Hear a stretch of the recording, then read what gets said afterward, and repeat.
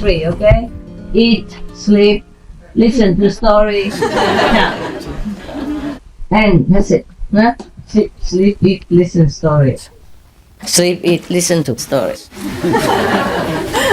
Yeah, and then run around. Watch a program on TV, yeah? At 7:30 is the program. Okay, now sleep, eat, listen to a story. Yeah, what is this story? Okay. Okay, I'm just going to tell you something that I have discovered, eh? Do you have any questions, by the way, so that I can tell you, that I can explain to you? Huh? No?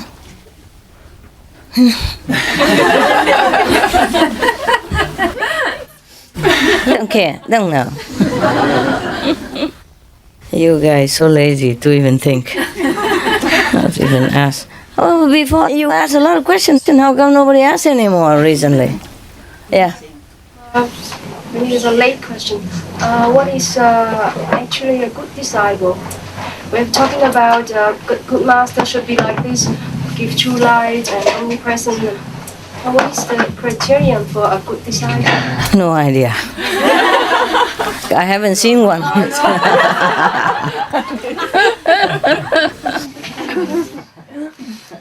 If I've seen one, then I know what. But right now, I don't know what to tell you.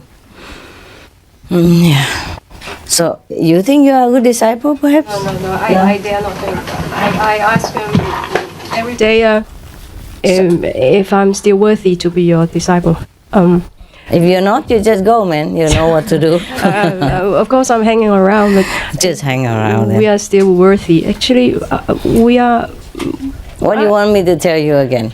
How much we should strive. How much we should strive to deserve that. Oh, don't bother. No hope. Don't bother trying. You know what? You do your best, yeah? And God does the rest. I told you already, in this world, you're all good. You know? What's good about you? You eat vegan. You don't kill anybody. That's what I call good already. Everything else, I don't know. Yeah? At least you're not harming anybody. Nah? You don't kill anybody on purpose, I hope. And you are vegan. Nah? Okay. Let's stop right there. Yeah? And if you can meditate a little bit here and there, I'm grateful. Okay? Talking about good disciple is difficult. Remember the 2 rubies and 1/2 story? Yeah? No? Or 4 rubies and 1/2? The story I told you? You forgot? The king. Yeah. No, not the king. The master. There was a Sikh guru, huh? I told you already, but I tell you again and you pretend to laugh, okay? Laughter is good for you, even if you fake it. I heard that your cells also pretend that you're happy, yeah? Huh? You told them. No, it's scientifically proven. Yeah. I only read it. Okay, anyway. There were some people who were like so-called followers of the guru, you know? Not really followers, hang around, you know, like, okay. And they thought that Sikh guru has a lot of money. Well, he can raise a lot of money because he has so many disciples. So one day they scheme, you know, between themselves. They say, oh, let's go and ask the master to raise some money for us. Then we'll be rich. Yeah. And then we'll just say that, okay, we need the money. And then the master would never refuse anyway. Yeah. So let's go and say, master, please raise some funds for us. You know, if you just ask and each disciple gives just 1 rupee, then we will have enough. We don't ask for much. 1 rupee each. That's very little money. Just like if I ask you for $1 each, you know, it's not much, is it? But from millions of people, that's lots of money, no? Okay, so that's what they thought that would be done. So they asked the master, and the master said, okay, not today, maybe I will see what I can do. They wanted to construct a house for themselves and buy a Mercedes or whatever. So the Sikh guru said, okay, come back another day. Today is too late, nobody's here. Okay, they came back a few days later and asked the master for the money. The master said, oh, I haven't had a chance to organize that yet, so please come back another time. And they came back another time. The master was still busy or some other excuse. He said, come back another time. Finally, after they kept pushing too much, the master put out 4.5 rupees. Yeah. And they said, Master, maybe you misunderstood us. What I mean is 1 rupee from each disciple. Then we would have enough. The master said, yeah, that's what I got. The great master Guru Nanak was the true disciple, and the successor of Guru Nanak is another disciple, and the successor after that is another disciple, and my master was another disciple, and as for me, I'm only half, so half a disciple yet. So I give you 4.5 rupees. Others are not disciples. You understand? In India, they say that a master would be very, very lucky if he found 1 disciple, true disciple in his lifetime. But I'm happy with you. Why push? I'm happy. Did I complain? No. What did I say just this afternoon when I met you? You're the best. Yes, you are the best. Well, I'm still not happy. Want to push for a little bit more. You're super. Super. Okay, you know what? Your mind gives you a lot of tricks. Your body gives you trouble. Your work pressure makes you think you are nothing and you're tired. Sometimes you don't meditate. Well, never mind about all that. We try our best, okay? And let heaven do the rest. What else can we do, huh? We can only do our best in given circumstances. Oh, yeah, don't worry. You all will go to heaven, huh? You all will be liberated. That's all I can say to you. No more coming back. Unless you want to, you're welcome. A lot of cakes, always. Yeah, after I die, they will celebrate Qinghai Day continuously. And you surely have cakes. Maybe better than now even. If you come back, I will probably have a big temple. Yeah, look at all the dead masters. Yeah? Look. How many churches does Jesus have now? Oh, now, tell me. How many churches does he have now? Okay? How many temples does Buddha have now? How many temples does Lao Tzu have now?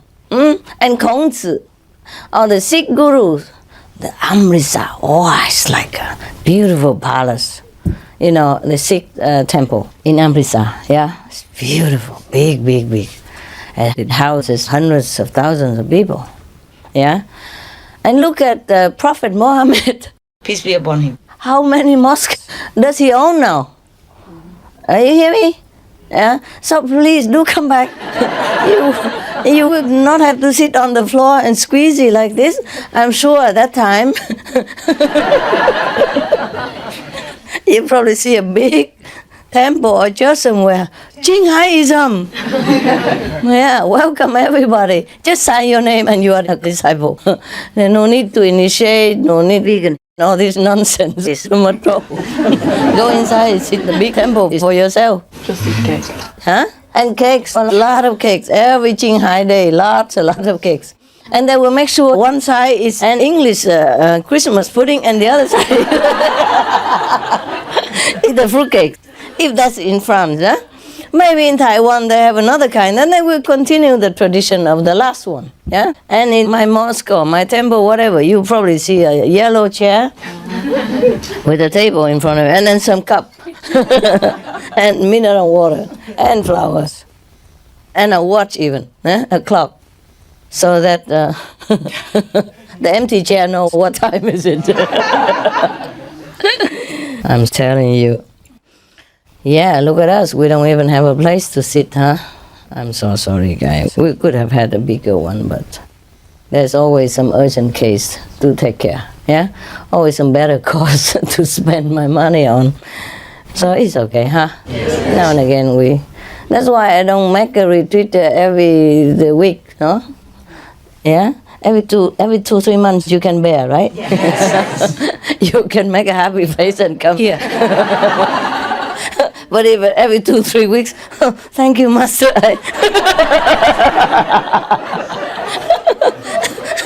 I'm busy, but I'll come next time. Yeah, I know human psychology, you know. Actually, I wouldn't have bothered you if we haven't had the, Qinghai Day and all that, and also the release of the animal people's book. And for the animal people's sake, I really made them come here. Yeah. Master, you're not bothering us. We are so happy. You're so happy, especially a lot of cakes. We are so very grateful, Master, to be here. You are. Yeah, really. I thank you too. Yeah. Honestly, I was thinking of the room last time. I said, no, I'm not going back there. But I won't, no? I told myself to come. I said, that's it, your job, you just go, man. Like it or not, just go. And here I am, then I got a better room with a lot of clothes. Actually, 2 residents from Melli came. And don't worry about it. All this I wear so that they can sell. They sell everything that I touch, The only thing they didn't sell yet is me. It's not that, honey. No, I'm still useful. If they sold me, then nobody wears these clothes and nobody talks on DVD and, what I mean? Nobody sings off and all that. And they have nothing else to sell, so they keep it. They keep the original tape. You're the philosopher's stone. Yeah, you know everything. Yeah, okay. Anyway, it's funny how whenever any masters are alive, they don't have much. Huh? Like Jesus, he walked barefoot. Huh? And Prophet Muhammad, Peace be upon him. also didn't have any mosque, nothing. He was even hunted around, chased about, and his disciples were persecuted. Through so much suffering when they were alive. And all the gurus before, even gurus of the Sikh, or the Hindu master, many other in Persia, they persecuted them, a lot of them. And after they died, they became famous. A lot of temples, a lot of churches sprung out for no reason. Yeah? Can you imagine? Humans are funny, huh?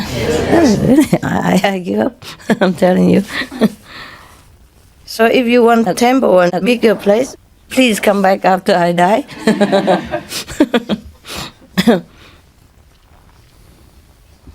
How about you don't die? Wow. I'm not sure about that. So that I come back here, you have more cakes?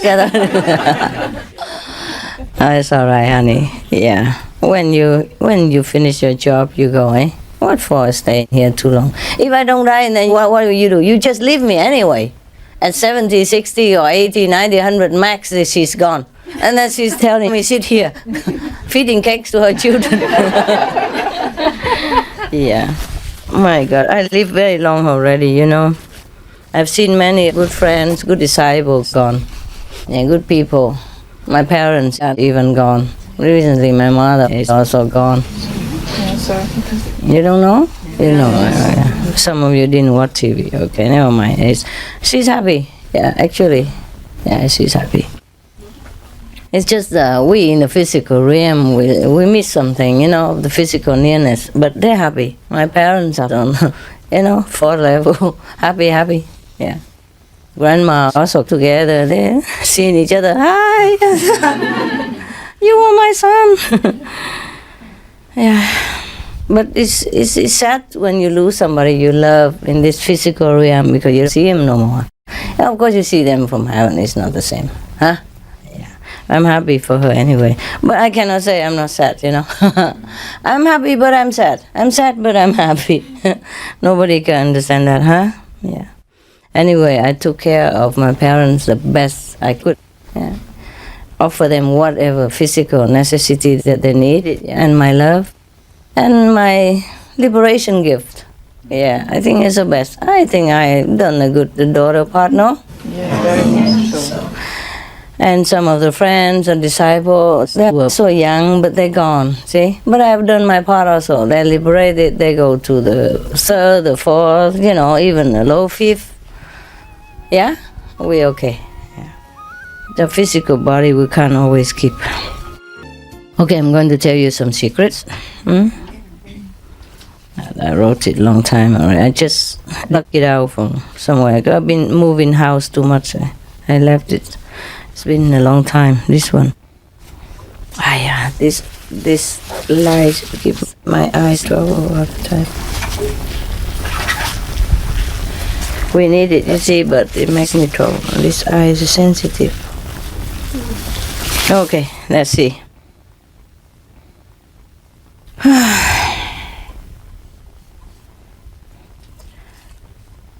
Did I tell you that all babies born into the free soul families will automatically be free also? Liberated? No. No, okay, I tell you now. It's a domino effect, okay? Yeah. So if you parents are already free souls, any babies born into your family will be automatically free. Yeah. Both parents have to be free. No, one is enough. One is Yeah, one's enough. Okay. Do you know who?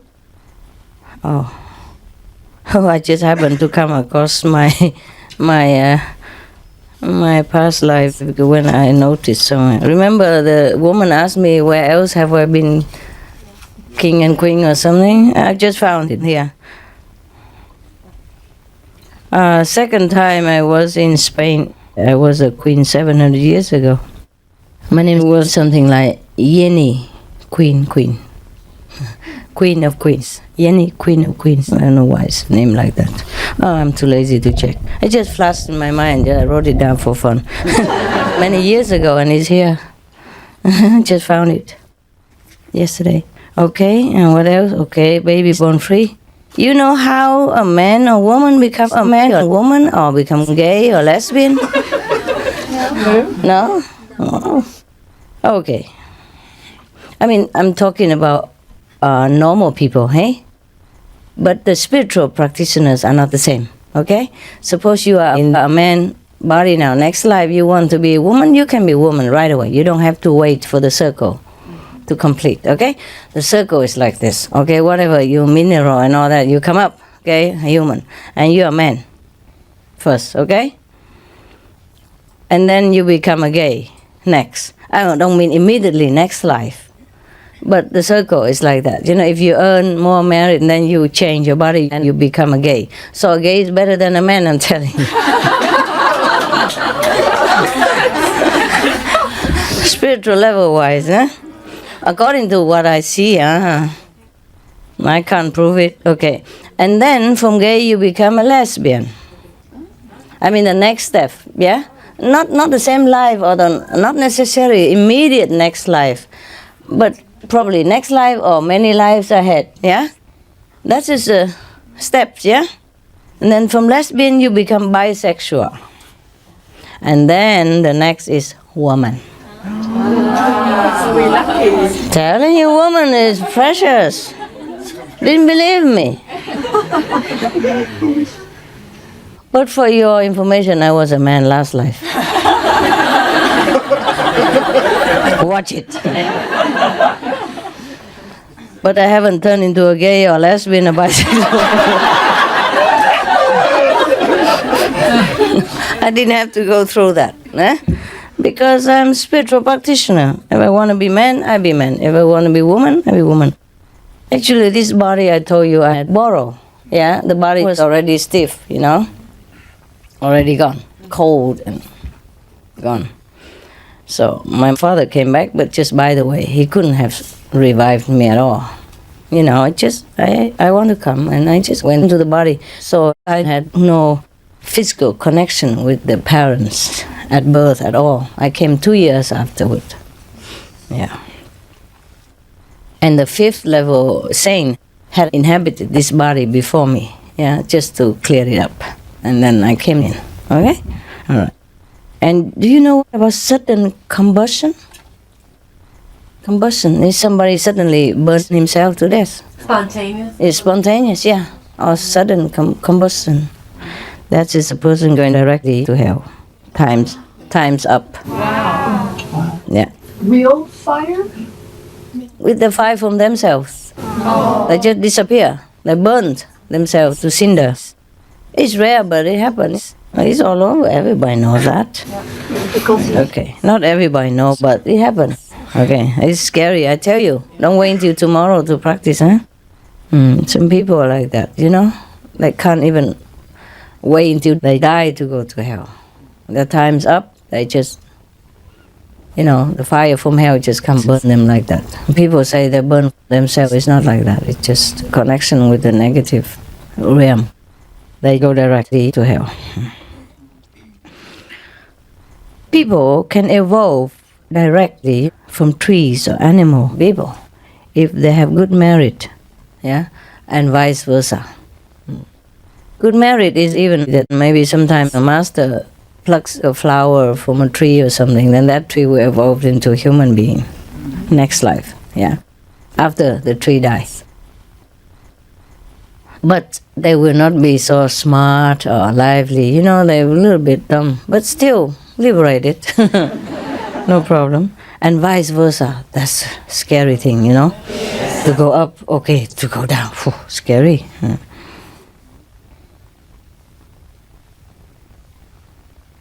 My God, I could not even read my own writing. Look at that. I write in the dark sometimes, you know, with a little, glue worm, things like that. Yeah, or in the cave, you know, sometimes when I meditate. Well, I think I give that up.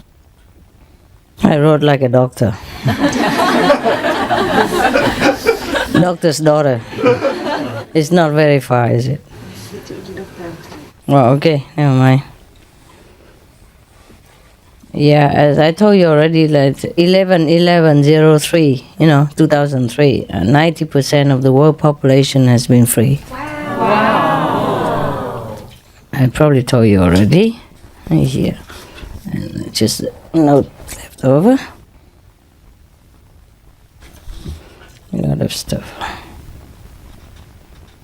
Oh, I was Lao Tzu, Tsongkhapa, Jesus. Huh?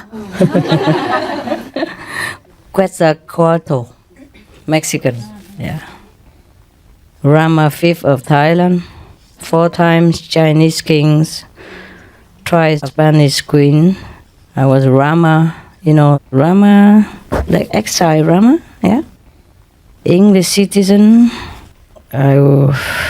One time before last, I was an English citizen, and then an Indian, and I was Kangxi. It's written here even. If it's written, it must be true. This is not the first time I'm a Vietnamese. I mean, in the body of a Vietnamese person. Okay, never mind. What was that? So much stuff here. Oh, I read from the beginning, maybe. I lost some of it. It's just some left and some lost, somehow. I said that 3,000 almost all will be veggie, vegan. I saw it here in a flash or something. I wrote it down for you. Oh, just for myself actually, and now I just found it 2 days ago in a black book. Some note here, some note there, and I put them together for you. I don't know which one is first, which one second. Anyway, I just read it randomly, okay? Mm-hmm. If I can't even read it. I give up one already. Look. Oh, yeah, God. I don't know.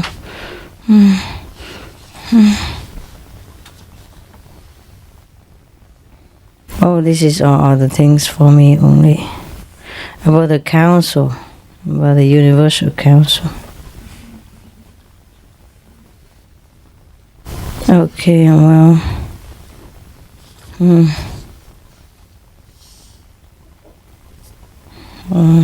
I should have gone to India, but I didn't.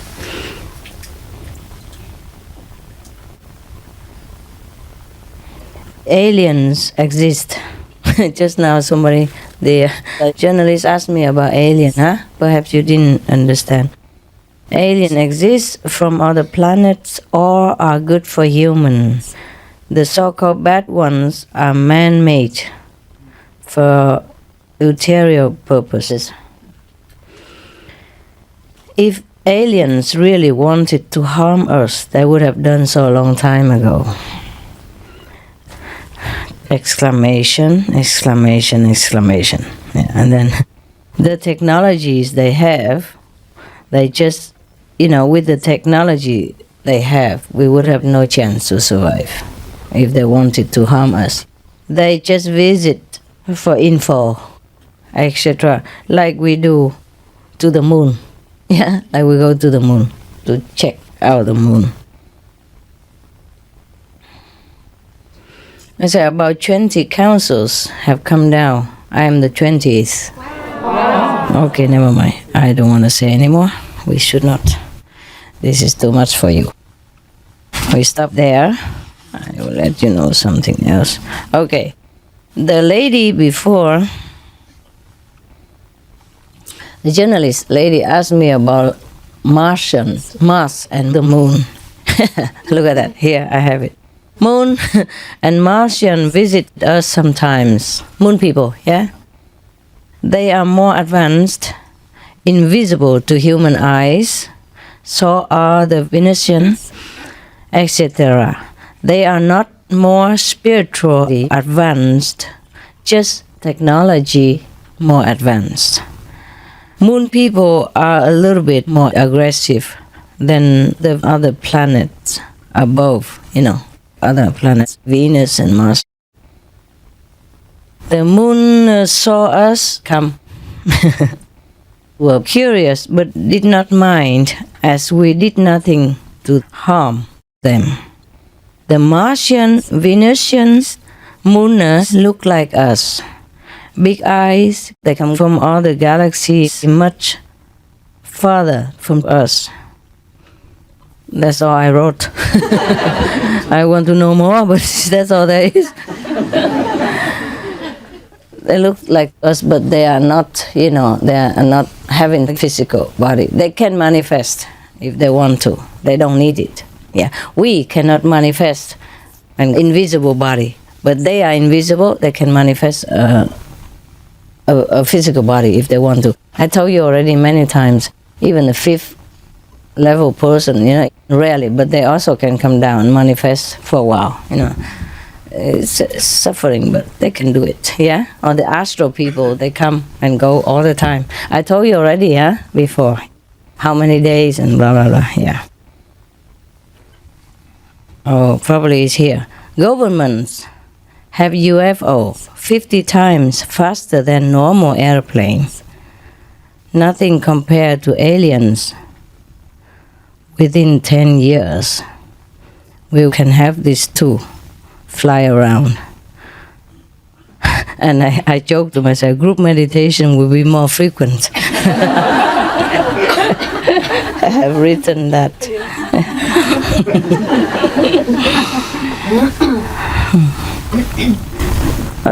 They are planning these flying cars already, no? Yes. Already, I saw it somewhere. I saw it on the news.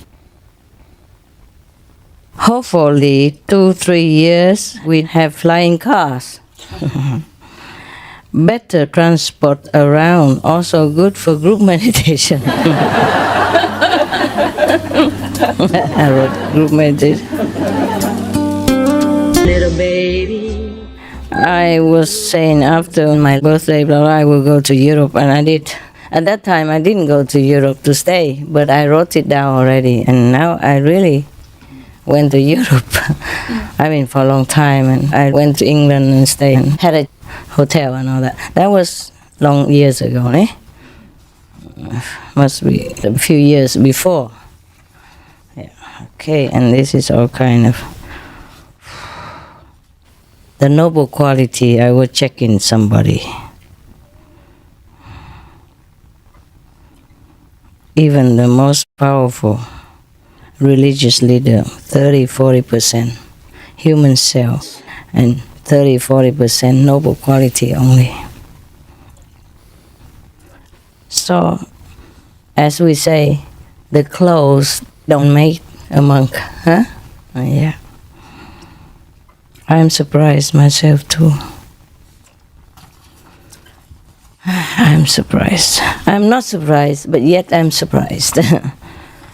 I would expect them to have a little bit more quality, the way they look, so noble or so holy, but noble quality is very low.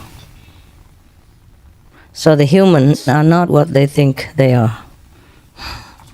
I'm, comparing. Even my dog people, they have 50% nobility or 40% minimum.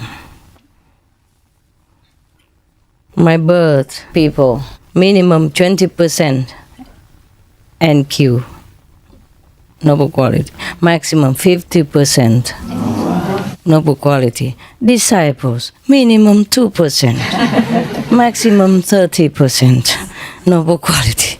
I wrote it for myself actually, by the way, I found it, so I tell you. Elephant people, 30%. General, eh? Some have a little more, some have less. Horse people, 32%.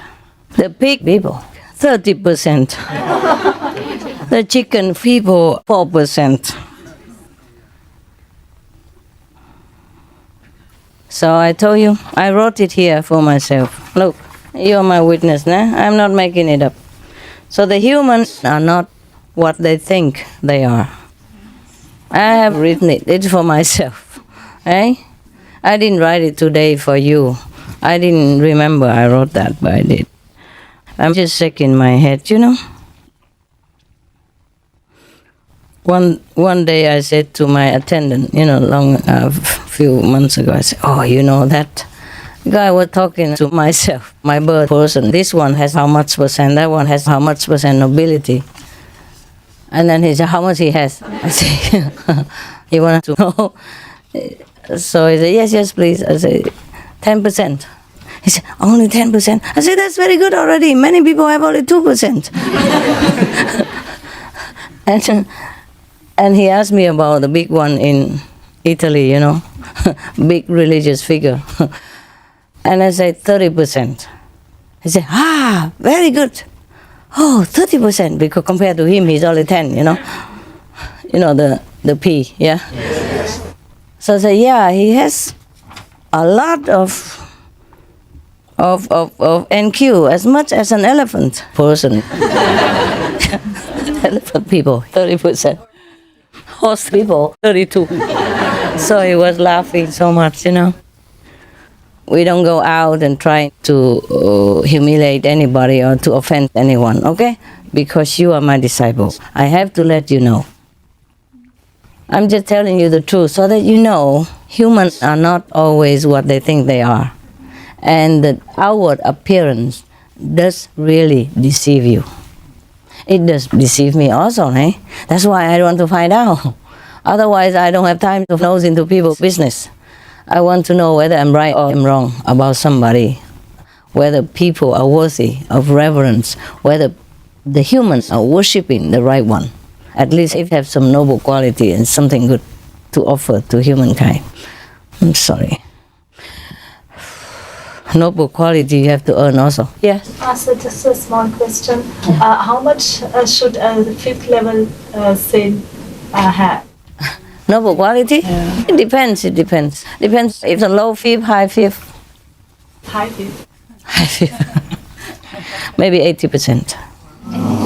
Just to have a comparison. Yes. Anything else? So. But they could have 90, 20, 100%. 120 or 90% or more. Master, among all the animals on Earth, which animal has the most noble quality? Well, I didn't compare yet, but I can tell you already some like elephant people, 30 horse people, 32. Dolphins or dogs? Dog people have 50. Dolphin people, 20. Cat people, 10. Cow people. Did I write down any cow? Oh, yeah. No. 40. The cow people, 40. The swan person that I fed, 40. And her partner, 30. He's a male. Yeah, I'm not kidding. Look, I wrote it here. By the way, because you asked. The female somehow has more. The duck also, the female duck has more NQ than... look, mother duck, 5% NQ. A father duck, Oh, the duck people that I tame 8%. Not really tame, but they are not afraid of me. They come often and eat. That's 8%. And the other wild duck people, 5%. Yeah. The Kuts, like Asian Kuts people, 3%, 5%, depends. In my third book, you will know more about the wild. Yes. About which wild animal people have names, individual names, just like you and I, and which don't have, and why. Stay tuned. We have to wait 2 more months now. 2 more months. I already finished the book. I just have to lay out and print it out and let me prove it, Because I took a lot of photos of nature, of the forest, beautiful pictures, lakes and animals, people. I took like 99.9% of the photos myself with a simple camera because I can't fit them and carry a lot of bread. I carry 2 bags of bread and it's never enough. And the camera as well and the binoculars to see where they are. Yeah, and have to walk on a very thin bridge. Yeah, to go over across the island and all that. Or sometimes I have to roll the boat myself. I can't have all that. So I have to have a very simple camera, small one, pocket one. Yeah. But I took all the pictures, most of the pictures myself, except the one that you see me in it. That was not me who took it.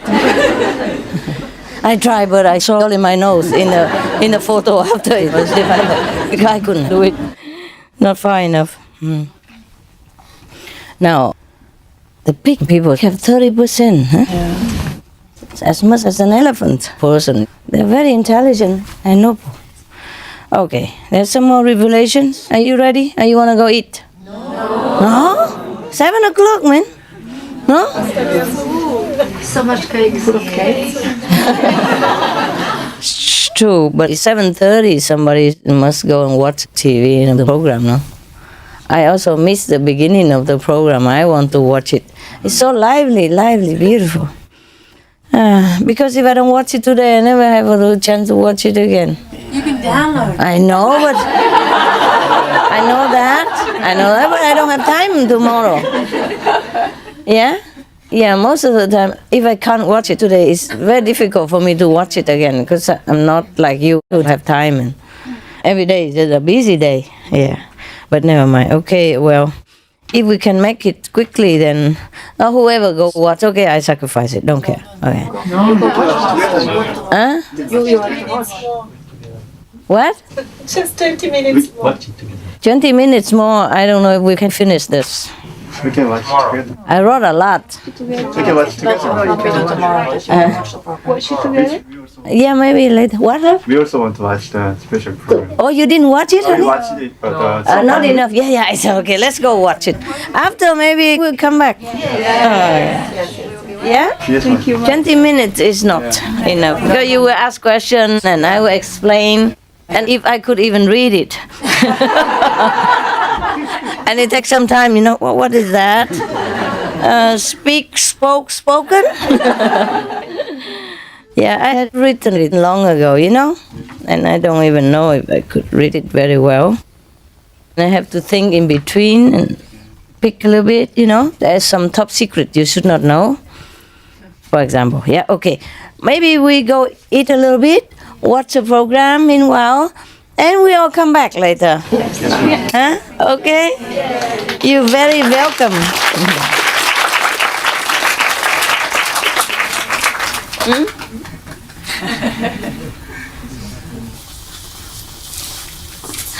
Voila. I'd be very proud of the third book because I really intended to write it. The other two just, by the way, because we have years of photos and I thought we should do something, and the animal people are okay with it. But this one, I decided to do it. So I took photos almost every day. I went into the freezing water and run into the bush, sometimes scratch myself all over because of the thorn in the bushes, just to take some special photos. Because if you lose it, next time it's not the same. Not the same action. Yeah? And sometimes you lose it because when you go over there, they fly away or something. Oh, no. Next day again. Waiting. I'm very proud of it. Now, of course, I don't ever write enough, but it would be some basic knowledge for you guys about the wow that you think are wow. They're beautiful beings. Very, very affectionate. Like when I feed the swan people, sometimes I don't recognize at a glance which one is which, you know? You know, I say, "Are you Sai Sai?" He says, yeah. I mean, yes. And when he sees me put the bread down, oh, thank you. Yeah, wagging tail, wagging like a dog person. Yes. And the dog people, even, you know, before I went with a golf car, and when I turned around, it made beep, beep, beep sound. They knew it already. The whole family came waiting at the shore, wagging tail and whack, whack, whack, whack. Oh, just like family members. And the swan person even tried to protect me, like a dog person. But you know all that later. Yeah, in the book, yeah? He protects my feelings. They're beautiful beings. Very, very affectionate. Like when I feed the swan people, sometimes I don't recognize at a glance which one is which, you know? You know, I say, "Are you Sai Sai?" He says, yeah. I mean, yes. And when he sees me put the bread down, oh, thank you. Yeah, wagging tail, wagging like a dog. Yes. And the ducks even, you know, before I went with a golf car, and when I turned around, it made beep, beep, beep sound. They knew it already. The whole family came waiting at the shore, wagging tail and whack, whack, whack, whack. Oh, just like family members. And the swan even tried to protect me, like a dog. But you know all that later. Yeah, in the book, yeah? He protects my feelings. Yeah. Okay, I might as well tell you. Just one part. One time, I camped next to where they stay on the island, small island. I camped on it. And in the morning, one day I heard very loud noise from the birds, the coots and the crested grave or whatever. I went out and have a look, and I saw a duck mother, because she was very protective of her child. She was almost drowned in a coot, you know. You know, she beat him and harassed him so much. Oh, I was appalled. I said, "My God, I can't believe this. I can't believe what you're doing. You see that?" I told the swan, you know. The swan were next to me. They were on the island with me nearby, next to my tent. You see that? Oh my God, I couldn't believe it. I was so hurt. It was so painful for me to see that. So my God, she almost killed her. I think she's killing her. With nobody there, I'm just telling the swan. And you know, Sai, the male swan, he left his nest. He was just preening himself, and when he heard me, he looked at me, and he left the nest. He went all the way down, chased the duck away. And then he just came back. He didn't bite him, he just chased the duck away. And then he came back to me, and he looked at me. Yeah. And I said, "Thank you, but I still feel very hurt. I didn't believe you guys do this to each other." I was talking like, I was screaming, I was saying, "They hurt my feelings. They hurt that good like it hurts me." I was talking to the swan, and he understood it. He left his nest, came to chase very gently, you know, shoo, shoo, shoo, shoo, shoo, away out of my sight. And then he returned to his nest with his kids, his children, and he looked at me, you know. I did it. Yeah. I scolded her. Something like that. Yeah. You don't need to be psychic to understand. Many times they just make me feel so good, you know? I mean, I was very upset, very sad, and he knew that. And he just made me feel, I understand, you know, I do something about it. He did it. Yeah. My God, you must be there to know, because to tell you in words is not really anything. That's the best I can do.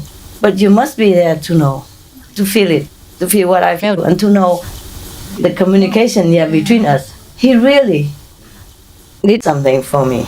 Yeah. And sometimes he chases the duck away. Yeah. or he chases. Mostly he doesn't chase the duck, it's just the geese. The geese are as big as them and have the same food and the same, impressive presence, so he doesn't like it. Especially when he has babies, are very aggressive. Don't ever try to do anything or go near when they have babies, okay? I don't guarantee. Very aggressive. But they just know me, so they let me go. They let me come next to them, just like this, in the middle of the night. Because I thought they were going to hatch in the morning, so I had to take the photo when they came out. So I dragged the tent, in the middle of the night, went next to her nest, and said, I'm going to camp tonight, okay? And that's it. And I said, and then, okay, I camped. And they didn't do anything. But one time I took a stick, because I saw the mother swan had a stick from the nest, sticking next to her neck. And I used the stick to remove that stick out. And she caught him. She caught him back, and he flew back from far away, flew back right away. And he came to me, what do you do? What are you doing? What are you doing, I said, no, I'm good. I'm good. I'm good for you. I'm good. I just tried to help. And he calmed down right away. When he heard me, he said, I just wanted to help. He put his, all the calm down, not. Because when he's angry, he makes himself 4 or 5 times bigger. And he stretched his neck to the sky and came at me. I threw the stick away. I said, no, I just wanted to help. And he calmed down right away. And he went back to the water. He didn't even stand there to watch me go. No, he went back to the water. All things come, slim back his body immediately. And he understood everything I said in English. Believe it or not? Yeah. Of course, we don't always need to use language. But we humans, use a human language and forgot, I said, I'm good. No, I'm good to you, right? I just want to help. And when he heard the word help, he immediately put his things down and just went to the water, minding his own business, went far away. Didn't even stay in here, make sure or anything, no. Yeah. And normally, if I go with the attendant, with a male attendant, he come around the boat and he just tries to stop the boat. He just runs in front of the boat, back and forth. And if you don't listen, he will come, fly up to the boat and want to attack you because of the eggs, And then I thought, it's too much trouble to go with the boat, because he might fly on top of the boat anytime. He's on top of us. He has more advantage. Yeah? He did not attack quite yet, but he's very aggressive and it scares you, So I thought I'd build a bridge across, the kind of very primitive bridge. But I can go on it, yeah? Just put some cable and then put some fence on it and tie it. That's it. Then I can walk on the fence on top of water and go to the island. But before that, he went around. Like, what are you doing? What are you doing? Why you come from here and all that? I said, no, I just want to help you, okay? Listen, I'm just going to build a bridge, a very small bridge, no hindrance to you running around the lake. I'm just wanting to help in case your children need help, because I cannot go by boat to feed your partner and your children when they're born. I want to help you. So he just doesn't do anything. He immediately lets you, and he relaxes. He runs around, but he doesn't puff himself up or he doesn't threaten you. He understands everything. So in case you encounter the wow in any way, by chance, and if they threaten you, you just tell them, calm down. I'm harmless. I'm good. Okay? I'm good. And they will understand. Explain to them why you are there and what you're doing. They understand everything. But be quick, Not fast, Wait, tiger. Yeah. Wait a minute, tiger. Talk fast. Okay.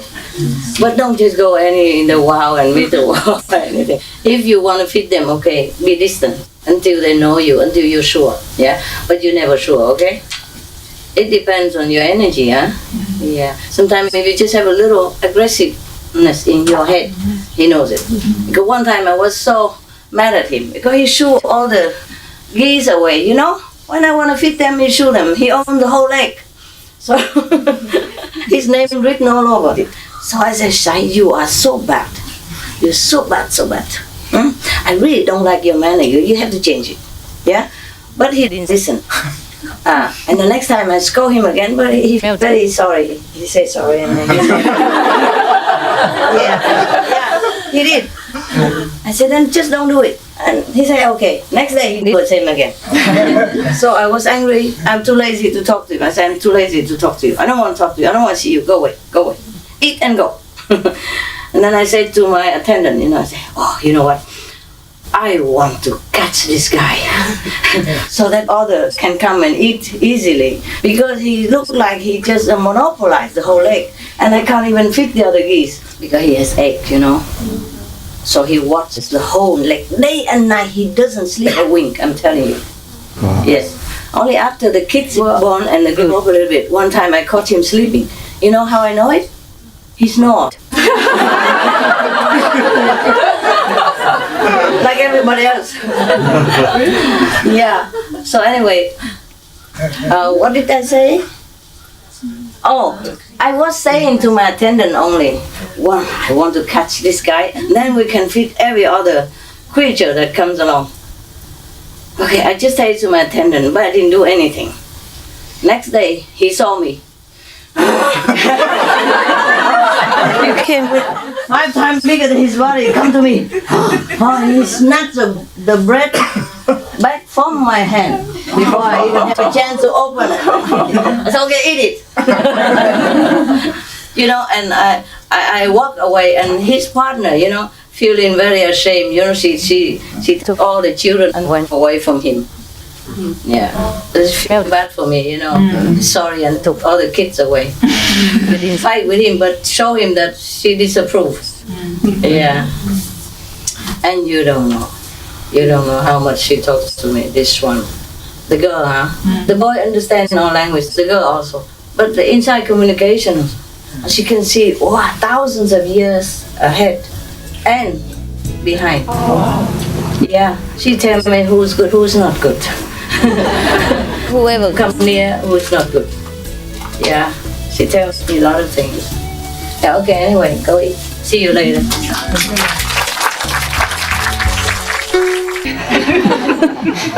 So if you told me you don't like it, then, you wouldn't have it. I said I told them 10,000 times already. I even a couple of times threw the whole juice outside and wrote a note, orange only. Everything else you take away. I threw it out in the yard.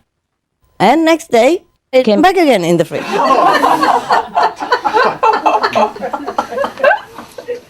So I say to the new attendant, I say, I just drink it because otherwise it will be more complicated.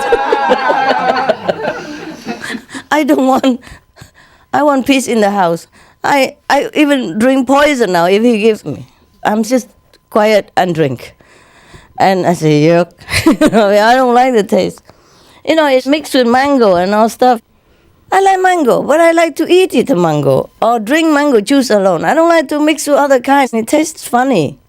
And I say that. I wrote a note with a heart underneath it. Now I write them letter. I don't write any heart anymore.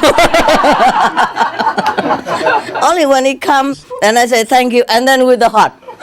No heart before. Oh my God, I'm telling you. And I like French baguette, and there's one shop that sells a good one. And sometimes the bakery is different. It tastes funny. I'm sensitive. I just know even just a little different. Okay, I won't die, but I say go to that shop. That's better, And for everybody too, not just for me. No. Always some excuse. I didn't pass by that shop. I didn't have time to always buy something else that I don't like. I eat it also, but I feel very neglected, I just want a baguette. Not like diamond or anything. Lucky he doesn't have a high maintenance master, Happy Ching Hai Day. Go ahead, before I blow up.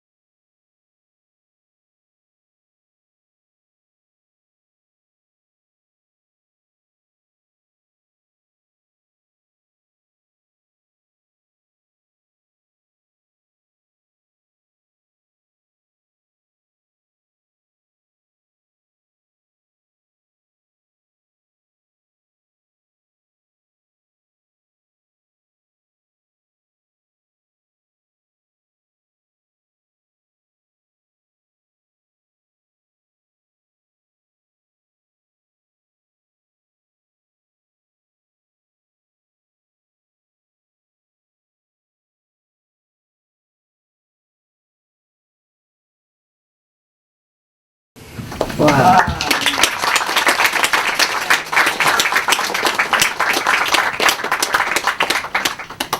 Very nice. Merci. What was that? That was from Frédéric Chopin, a little polonaise he composed when he was 7.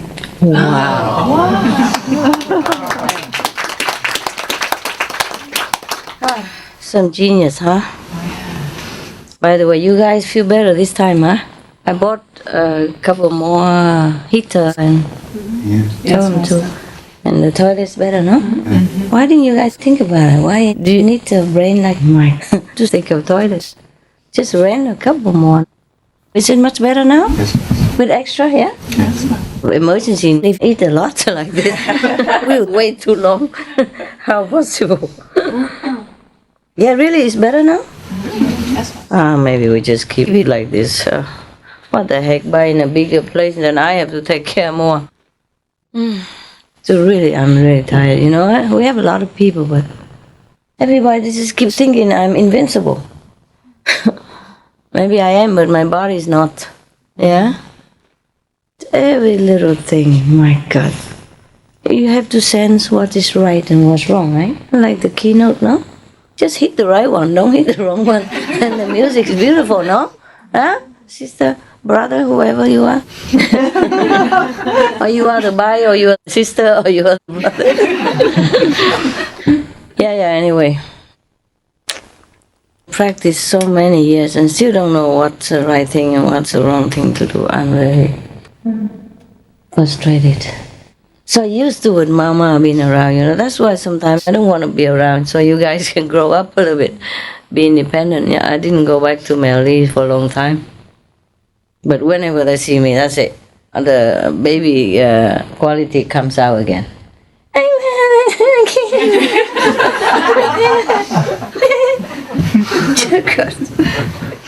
It seems difficult to live with humans. I told you, this is the afternoon, there's a Dr. Do. His name is Dr. Do. Doolittle. He could talk to the animal people. Yeah. And he said he's like a dog person now. He feels like a dog and he behaves almost like a dog, and he cannot talk well like a human. No polished sentences, and doesn't talk like a human, and he doesn't get on well with humans. He only gets on well with animals. He's been with animals too long, he said like that. He prefers the animal people. I feel the same. Yeah, sometimes really I'm feeding the swan or the duck people, but sometimes they relax me. I'm so stressed out so much that I just go out and jump on a golf cart or walk or whatever, take breath, you know, go to the bridge far away and start feeding them and talk to them. If you're nearby, you think, Master crazy, who is she talking to? We don't see anybody around. That's the main point, because nobody around, I like it. Yeah, human quality, human personality is really very tiring for me to deal with. The ego is the worst enemy of my mission. They're just so blind, they don't even see it. Don't see what they're doing, you know. And don't consider other people's feelings, because the ego just blocks them. Like locked inside a room, don't see anything outside, don't know what's going on outside. Yeah, very self-centered, you know. Almost like selfish, you can say. Don't think of anybody else. Don't know anybody's feelings. Just do what he wants or she wants, regardless of what you request. Yeah, I have another attendant, a new one coming. You probably know one of them from last time. No matter how many people come, she cooks the same, like for 2 people.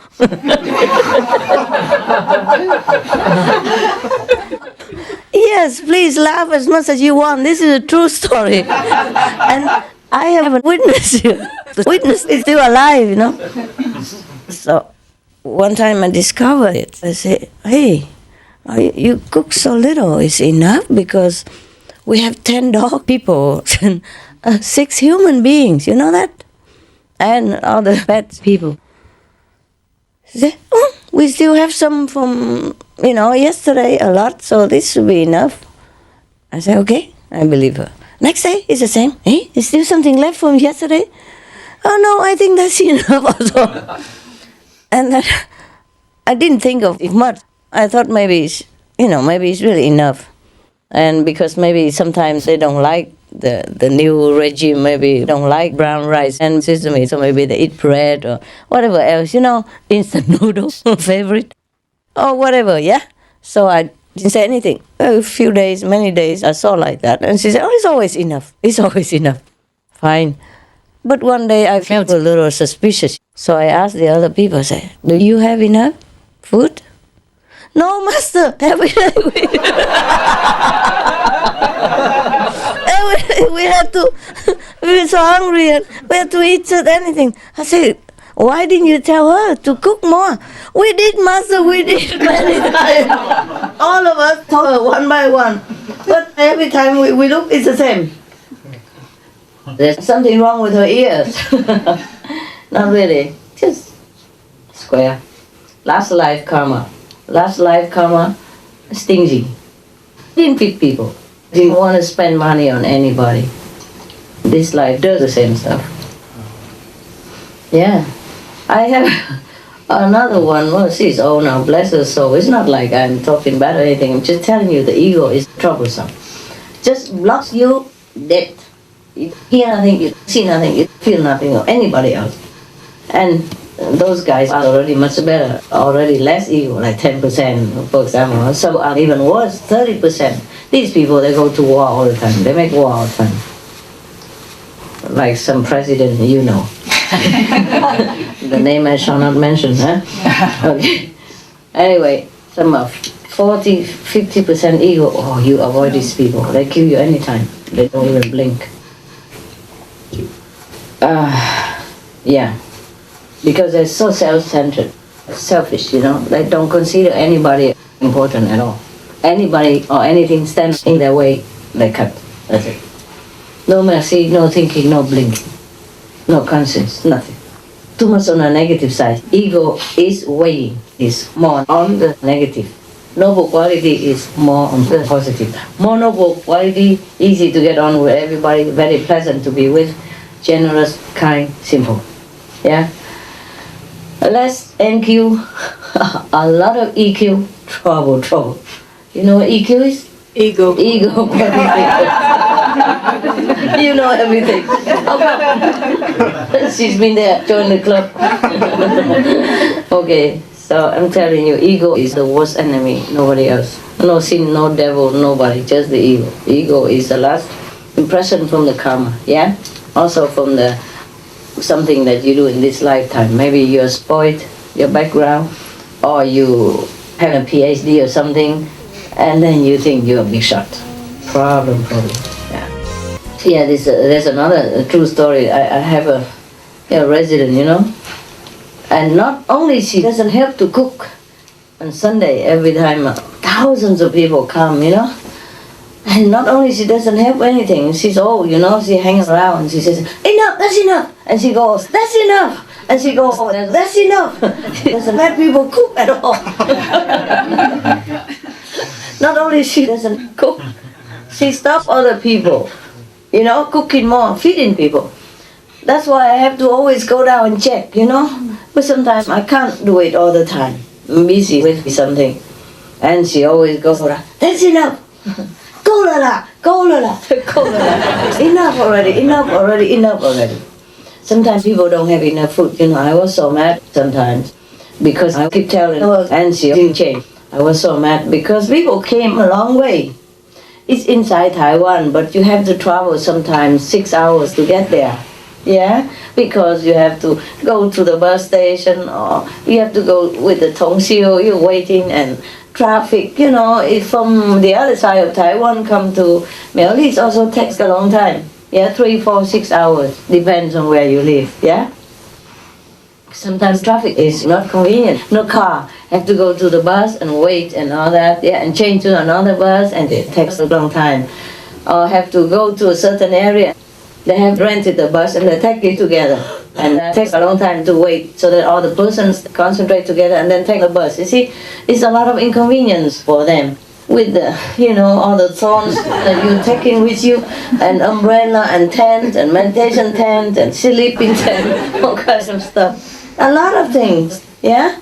And cannot always drive the car up the hill, have to park the car somewhere. They park it all the way, 1-2 kilometers away from the ashram, all the way up. Parking, no space. And inside we ran a lot of place for them to park already. Still not enough space that you could always go up, put all your things out. And they're hungry and tired, eh? And I want them to have a good meal. They come to my home, why not? Yeah? Always, enough, that's enough, that's enough. And some days they really go hungry, So I was so mad, I told her to go home and tell whoever is at home that it's enough. Not here in my house. I'm telling you, some people are so funny. Now we can laugh about it, but I was very frustrated, and angry at that time. Because a lot of people were not fed. And that is not the way it should be when they come to my house, yeah? It's not necessary to do that. No? Is it? No. Yeah, we went early in the morning, we loaded many trucks of food, we brought it home especially for them. Why let it rot for a few more days in the storage and not cook it for people? See what I mean? If we don't have enough food, or we forgot, or could not buy, okay, fine, but we have a lot of food. What for keep it there? Huh? Tell me. Okay. You have another song? Yes. What kind? Johann Sebastian Bach Preludium. Wow, I love that. That's my favorite. See some more light. Yeah, you're welcome.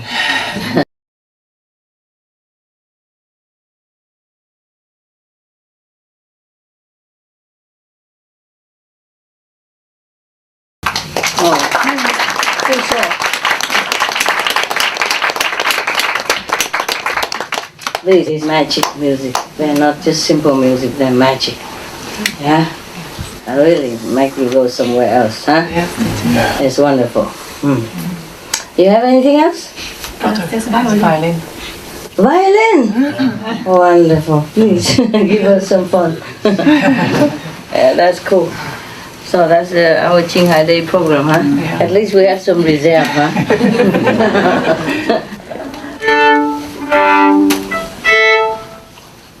You can accompany him or not? No? Is No, it we don't have the score. different one, huh? Okay. This is a good one, even though so small, but it sounds so real. It's cool. How long did you have to practice for this magic music? Not long. Not long. You've been used to it? Or what? Yes. Okay, wonderful. So cool. Are you a real musician or just for hobby? No, I am a musician. No wonder, my God. Ah, we are very honored to have a real musician playing real music. Are you also a real musician? Yeah, I guess so. I don't know what the rules are.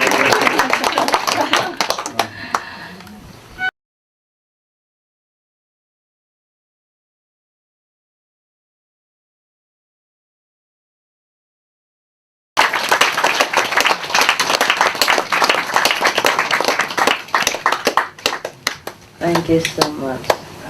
That's really nice. That is my stuff.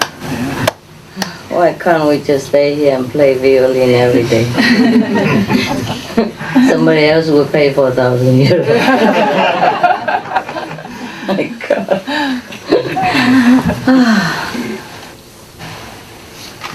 How come people don't have the sense of what we have? Why? What's so difficult? What's so difficult for being romantic? Yeah, or kind, or considerate, or simple. How difficult it is to be simple. Huh? How come? Where are you playing? Tell me your life. Tell me some nice stuff. I live in Munich Center. Yeah? And I teach and give little concerts. Oh, wonderful. You look very happy. Doing what you want. Yeah, I wish I could be like you. Just have the Yamaha, that's it, nobody else. I'm a student in London. Yeah? Yes, I study. Actually, I have done violin degree in Switzerland. Yes, I learned yeah. violin in Switzerland, and now I do opera singing in London. Opera singer! Woo! Give us some. No.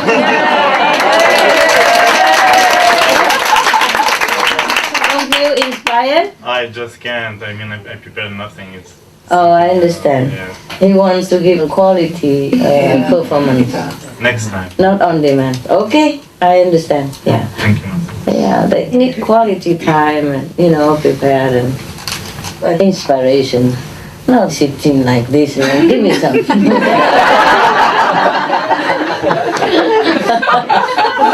I don't blame you, brother. We don't deserve it. Okay, how well? Anybody else wants to show off your talent? No? That's good. Okay, at least you know you can't. Your ego won't come up then. Is the orange funny or is me? Tastes a little bit. Yeah, it tastes a bit funny. Maybe it's me. No, it's bitter. Should I get another one? No. I'm just drinking it to cool my temper. Not really enjoying it. It's a job. I'm working. One time I went on retreat, remember, and I drink only 1 glass of orange juice every day. And it tastes like heaven. And now I could drink as much as I want. It tastes like, I don't want to tell. You want to play more? I have a little minuet from Mozart. Okay, let's have When he was a him. child. Yeah, beautiful. Little Mozart, eh? Yeah. I love Mozart too. I have to find. Yeah, don't worry. He'll be there.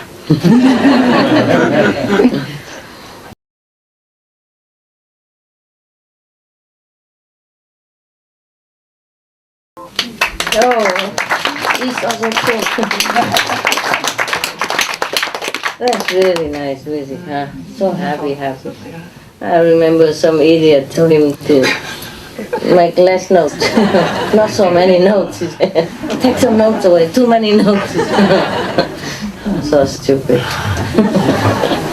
I'd rather play music to the cows than to those kinds of people.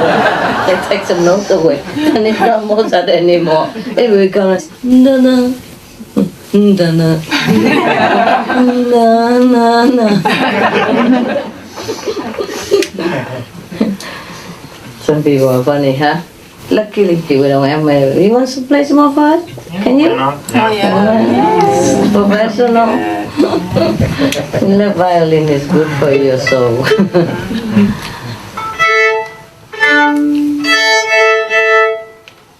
I can see you love that violin very much. I see the trace of your Yes.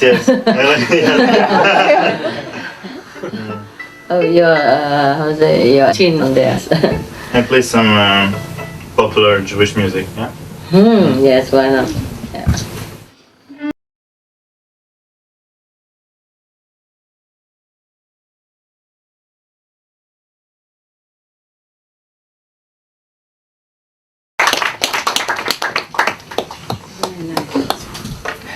I think we just go to sleep. I have enough, yeah. You bring more cushions, where do I sit? So cute. Yeah, so nice music, huh?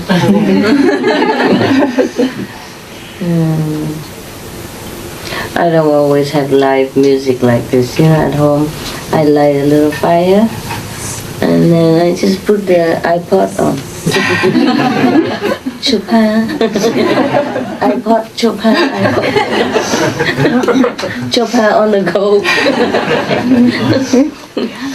Pocket Beethoven. And it's still nice, yeah. A small iPod with a little loudspeaker, You flap it up with a book. Like that. Yeah. And I light my little fire in my little corner, with a couple of dogs laying around. I lazy around. Sometimes I eat some popcorn. Listen to the music. I don't have live like this. Live is much nicer. What's wrong? You need some tissue? What's wrong with you?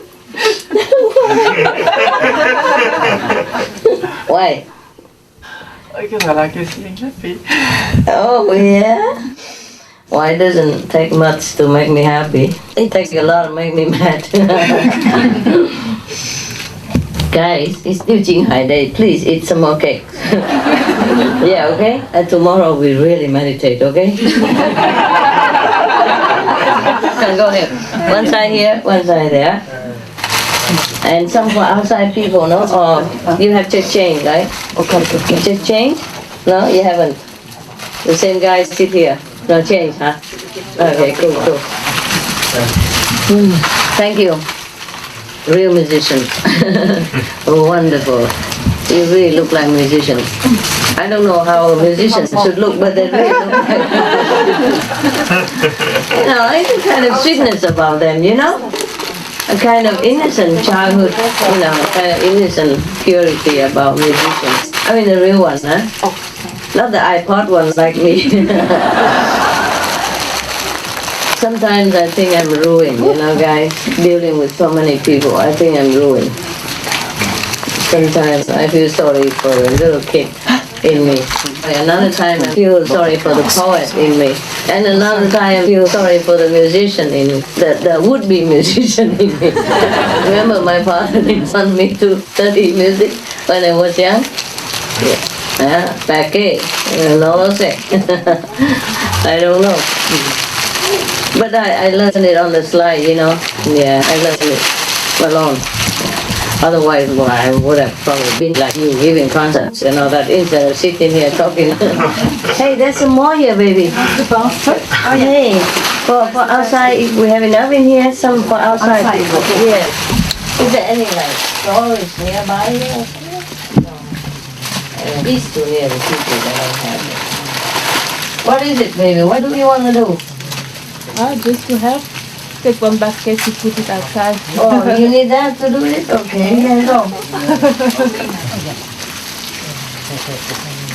Yeah, it's always good to be cautious, huh? If people get sick, they blame you, no.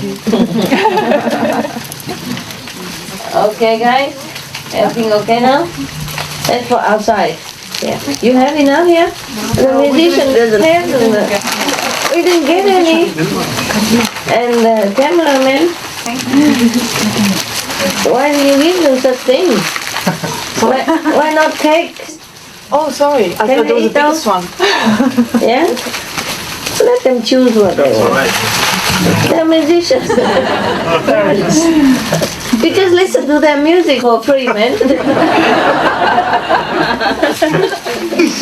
Don't show any appreciation. Cameraman doesn't have any. You know what's up? Just them? We give him so much then. Well, then just leave it there. Don't have to force on people. So, the more the better, you know. Just worry we don't have enough. Yeah, okay. You're cool. Where is your guy? Here? He's our guy.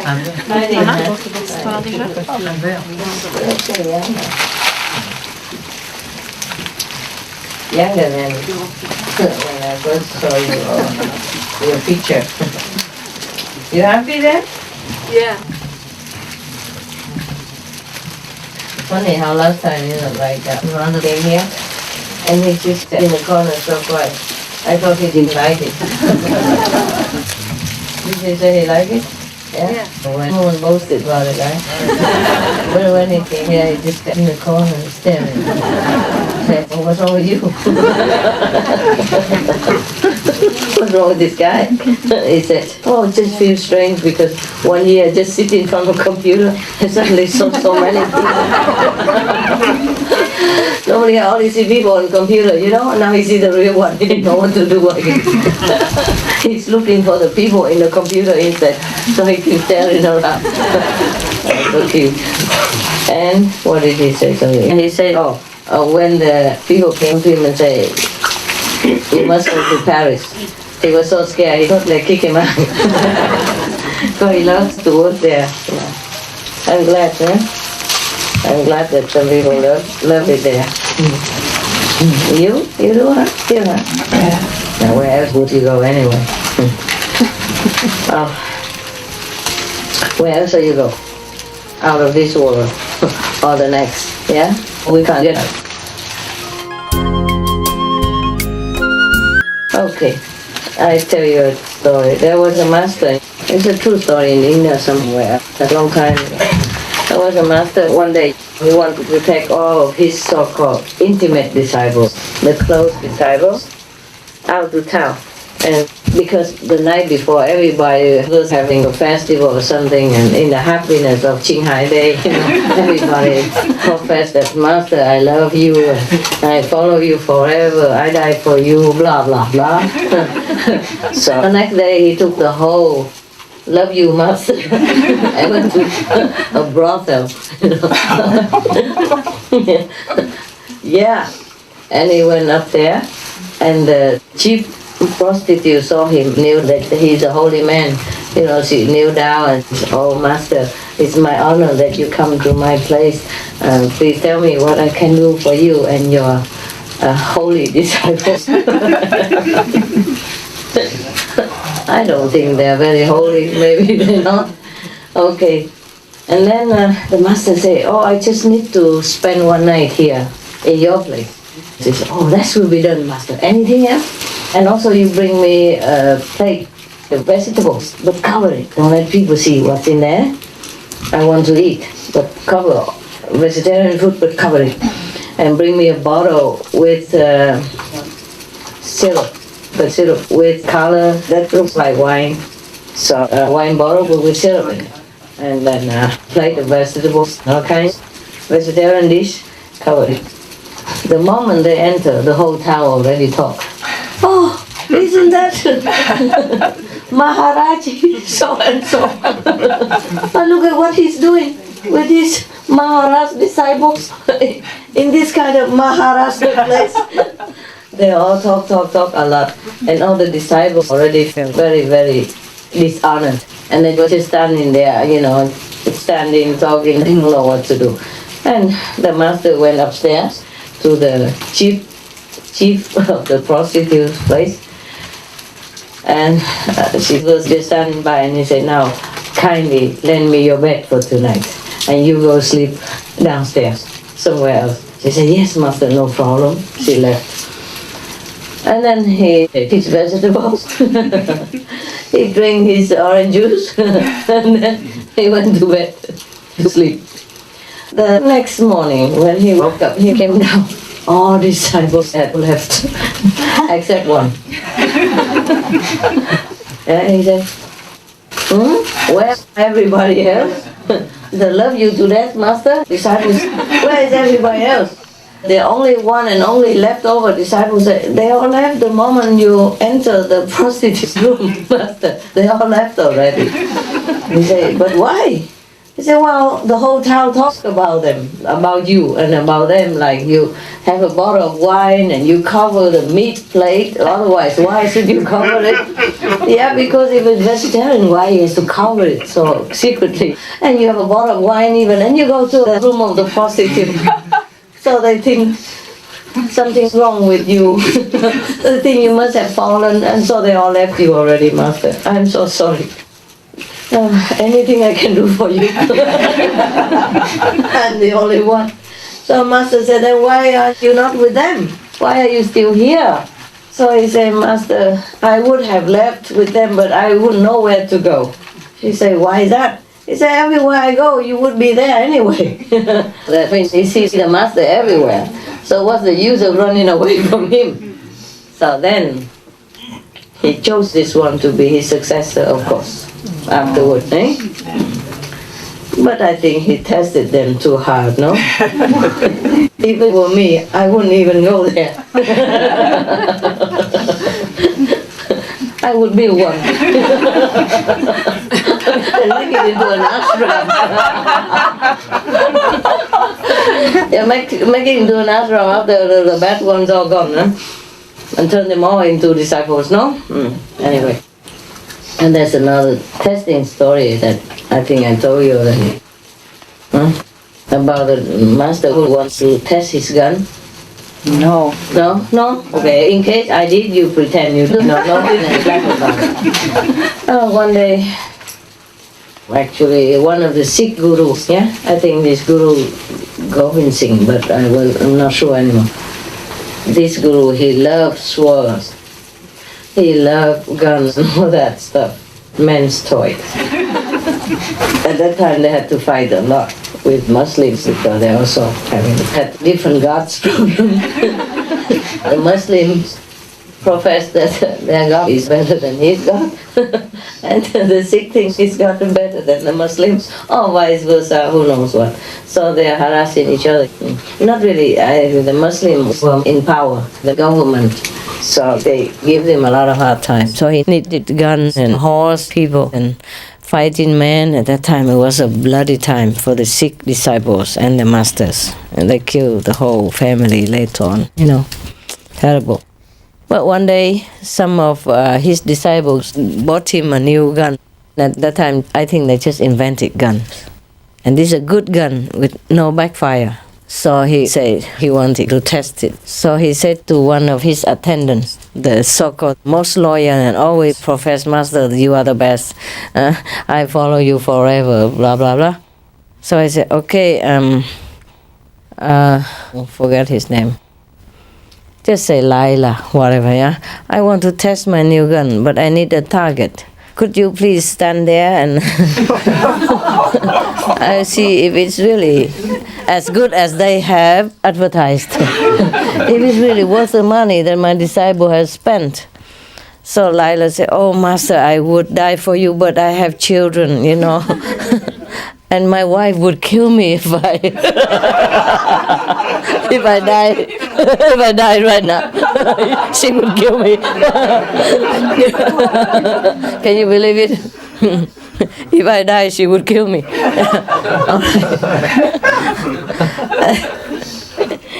And then the master said, okay, never mind, I understand. You go into my horse stall, yeah?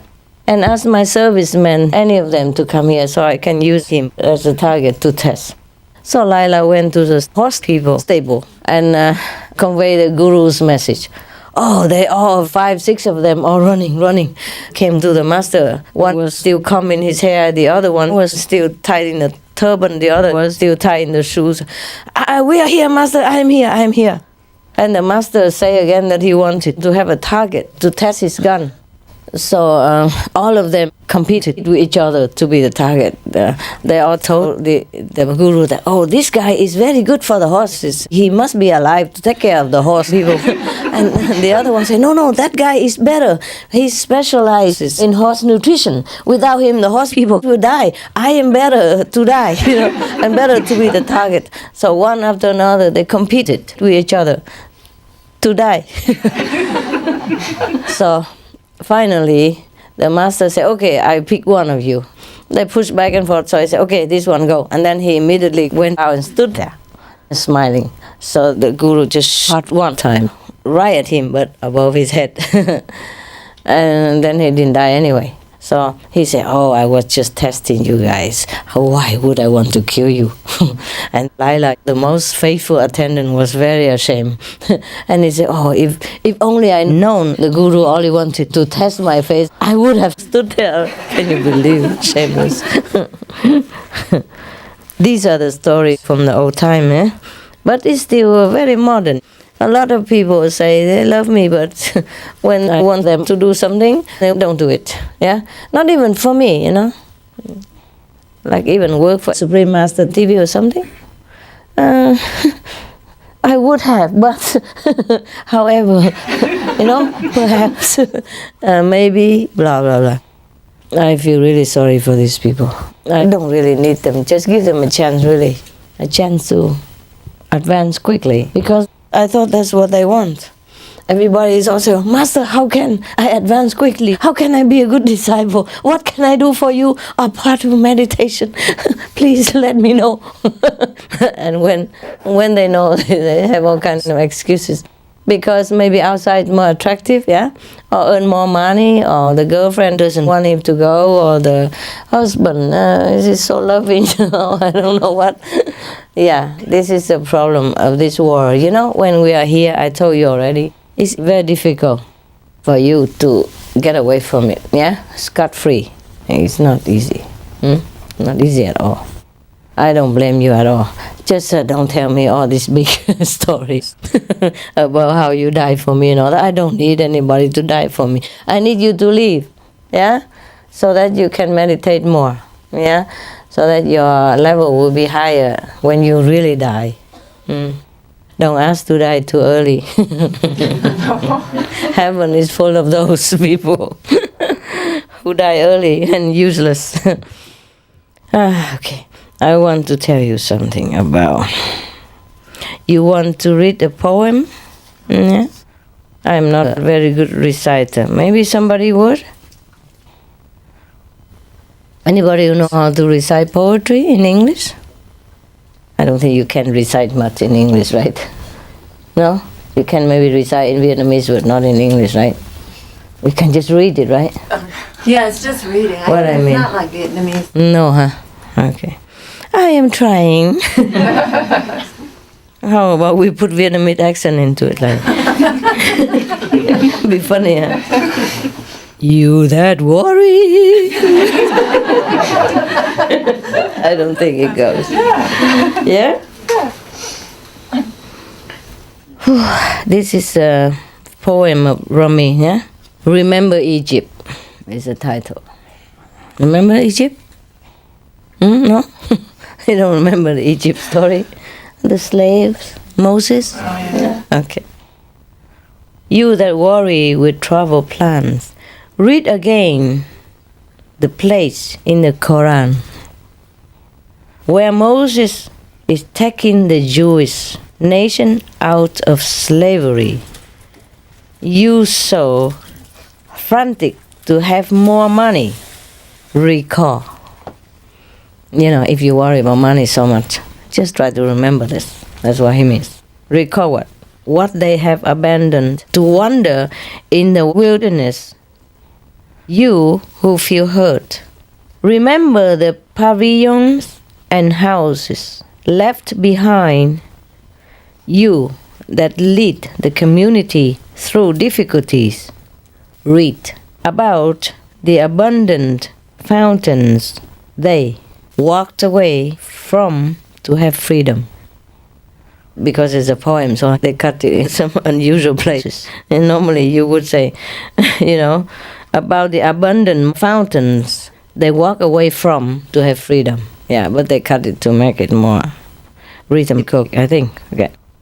You who dress in clothes that appear to have elegant meaning, you with so much charm, remember how your face will decay to dirt.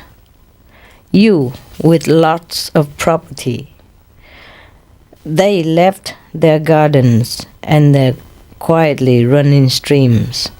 He means the Jewish slave at that time. Yeah, they had to leave everything to run away from Egypt, following Moses to freedom. So they left everything behind.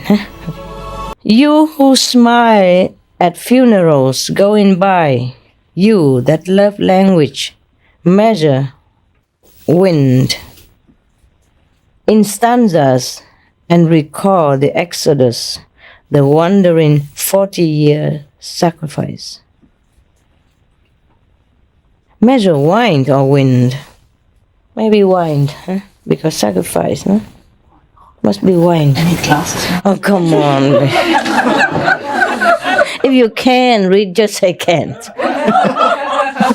Turn around. Huh? Maybe wind, because it said language before.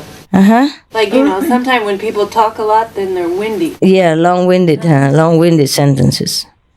It could be that. But I was suspicious because funeral going by, so I thought it's wine, and then Exodus, and then sacrifice. I would do that, but I probably cannot always have it, huh? Okay. So you got it, huh? Yeah. So much for me reciting poetry. He means that whoever worries so much about what am I going to do, where am I going to go, whether I take the airplane or what, and why shouldn't I go to such and such a place, enjoying all that, huh? Yeah. Worry so much. He says you go and read again the place in the Quran, you know, where Moses is taking the Jewish nation out of slavery. And they had to leave behind everything, that they had built all that time. During the time they were in Egypt, they probably built nice houses, made little fountains, quietly running streams. That's why he explained everything. They had to leave everything behind. He says, if you're frantic to have more money, recall what they abandoned to wander in the wilderness.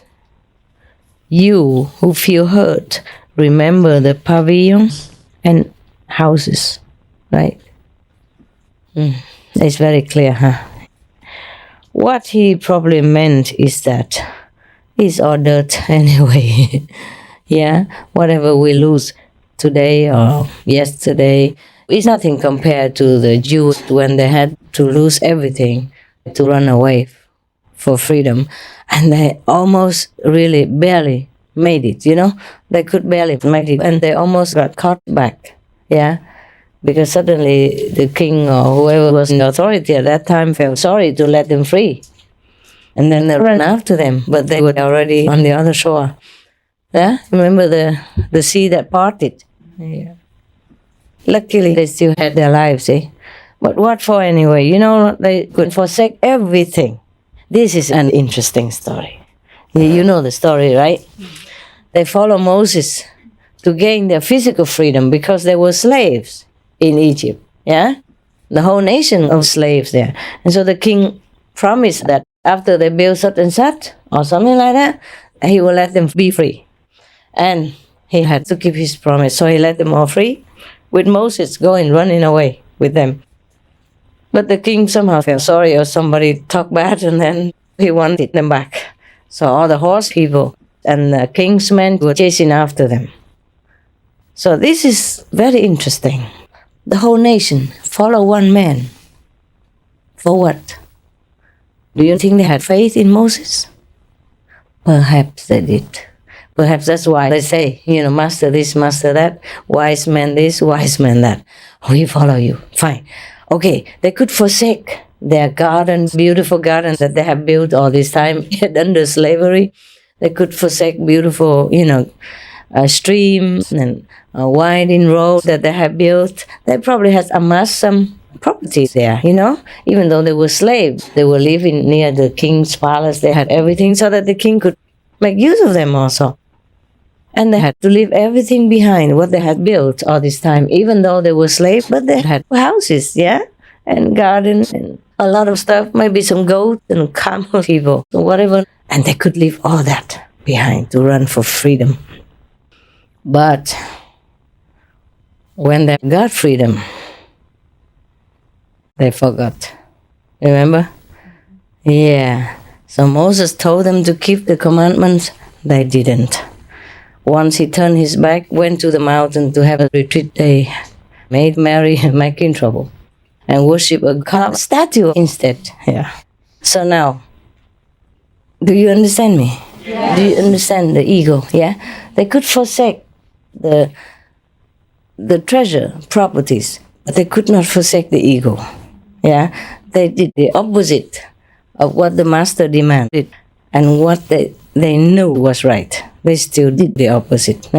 It's easier, of course, to worship a carved, or even a carved statue, not even a live one. He could move a few words for you. A statue of a golden calf.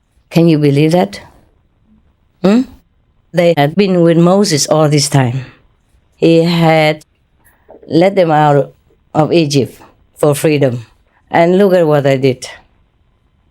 So the freedom of the physical doesn't guarantee anything, does it? And the fact that you leave all your property behind and come to live with a master or something, that doesn't even guarantee anything, does it? It might look good. It might feel like, you have renounced something, but it might not guarantee anything. I have discovered many people, not many, but some people who left properties and families behind, but take the ego with them, put in his pocket, ties it around his waist, sleep with it, eat with it, walk with it, meditate with it. And I could not make use much of these kinds of people. I could not shape them that much as I wanted, yeah? They are not empty. They are not like a canvas that you could paint something on it. They're full of stuff already. All kinds of paint, everything thrown on it already. You can't make much out of that anymore. So, Rumi, he's very wise.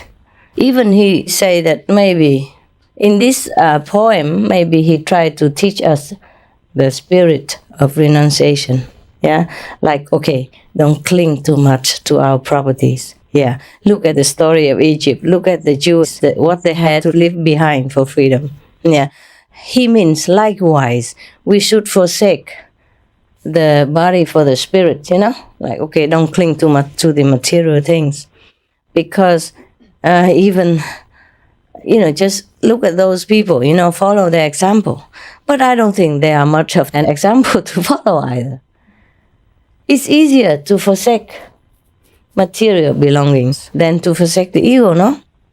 That's why the Jews who follow Moses went through danger with him, trusting him completely, forsook everything behind to go with him, still could not leave the ego. That's why they rather worship the golden calf in the master's absence. Why? They know it's just a calf and it's just a statue, but it's easier. The golden calf doesn't talk back, doesn't lecture them anything, doesn't give them any commandments to keep, doesn't tell them to meditate 2.5 hours and be vegan, doesn't tell them to go to group meditation, etc., etc. The statue said nothing. All you do is just go bow to it or just touch it and then get out feeling that, okay, you have done something. See what I mean? Yeah. You see why the people in the world would rather go to some brick temple than go inward. It's easier. Yeah? It's like a walk in the garden. It's a change from your stuffy house. Let's go into some holy place, do something. It's easier than to go inward. Eh? So it's easier to worship a calf or a statue than to follow the real teaching of a master. You see that? Yes. They can leave everything behind, but they're not the real spiritual seekers. It's easier to go through some danger, some excitement of danger, nah? Some risky situation to pump your adrenaline. But it's not easy to sit quiet, you know, calm everything down and find out what is it that you want in life and what is it that is wanting anything in life at all. Who is the thing that wants anything? A very nice poem. I like it very much. What do you say? Cool? Should we make music out of it? So you like the poem? Yeah? Yes. He means even if you dress in beautiful clothes and feel elegant in it, remember they are dirt, you know. He said, remember, your face will turn into dirt one day. This is a very true thing, yeah. But these things people can forsake. You understand? Even material things, some people can do it, yeah. But to forsake the ego, wow. I have found with all these years of being with people, oh, that's the most difficult thing everybody would ever do. If they can do it or not, you know. But I found out that people who live with me for a while, and I reprimand them, it does help to cut down their ego. And every time I point out their wrongdoing, they do cut down somehow, but it takes so long. A very tiresome journey, you know, like a crawling centipede. A lot of legs, but goes nowhere. So whatever we do, don't feel too proud of it. Because if you feel proud, that means it's the ego who feels proud. Who are we to feel any pride? We don't even have a body. We're spirit. What for we feel proud about a few little exercise things we do in this world? Huh? We came with nothing, we go with nothing. Whatever we do doesn't really help anything too much in this world. What is it to feel proud about? Huh? Except attaining real spiritual knowledge, nothing else we should feel proud about. And even when we attain the real spiritual knowledge, then we don't feel proud at all anymore, right? Then we don't have any ego to feel proud. So this is a good poem about renunciation, but I don't think that's all there is to it. Yeah? Because if he remembers Egypt, then the end of the story is different, right? People can forsake everything, but not their own ego. Okay, any questions? Yes? If there's, say, a place or a country where the suffering level is pretty miserable. Yes. Okay. And then someone wanted to maybe go there to help out, as it were, there, but knowing that the time could also be used in spiritual practice or something, but they're not doing it out of pride. I mean, there's kind of a balance or something there between the spiritual attainment and the relief of suffering. Is that clear or no? I didn't get the last conclusion. So the guy goes to a suffering place, intending to help spread the teaching or help in something, physical suffering to alleviate. Okay. Yeah. There's physical suffering. Yeah, to do that, but that would be a use of time other than, like, say, intensive meditation or something. Oh, you mean, would it be better than just staying at home and meditating instead of going and helping the suffering people? Sort of, yeah. Okay. And to do it without the sense of getting pride from it. No, it's not the pride. You know, if you really feel people suffer and you want to help them and don't feel proud about it, then it's okay. You can do both. You can help them and meditate at the same time. After all, how many hours can you sit per day doing nothing? If you can sit all day, all night, then just stay home and do it. But if you can, then do something and meditate also, eh? Help the world also, eh? Okay, thanks. All right, I got you. Anything else? So everybody else doesn't ask questions? Sister? You were talking earlier, Master, about children being born to disciples or freed spirits. Free disciples. Free disciples. What about adopted children? They will also be free. They will. Yeah. But you have Not to, at birth. You have to trim them then. You understand? You have to trim them? Tame them. They have to go your way. Oh, yeah, of course. Yeah. Okay. Trim the karma.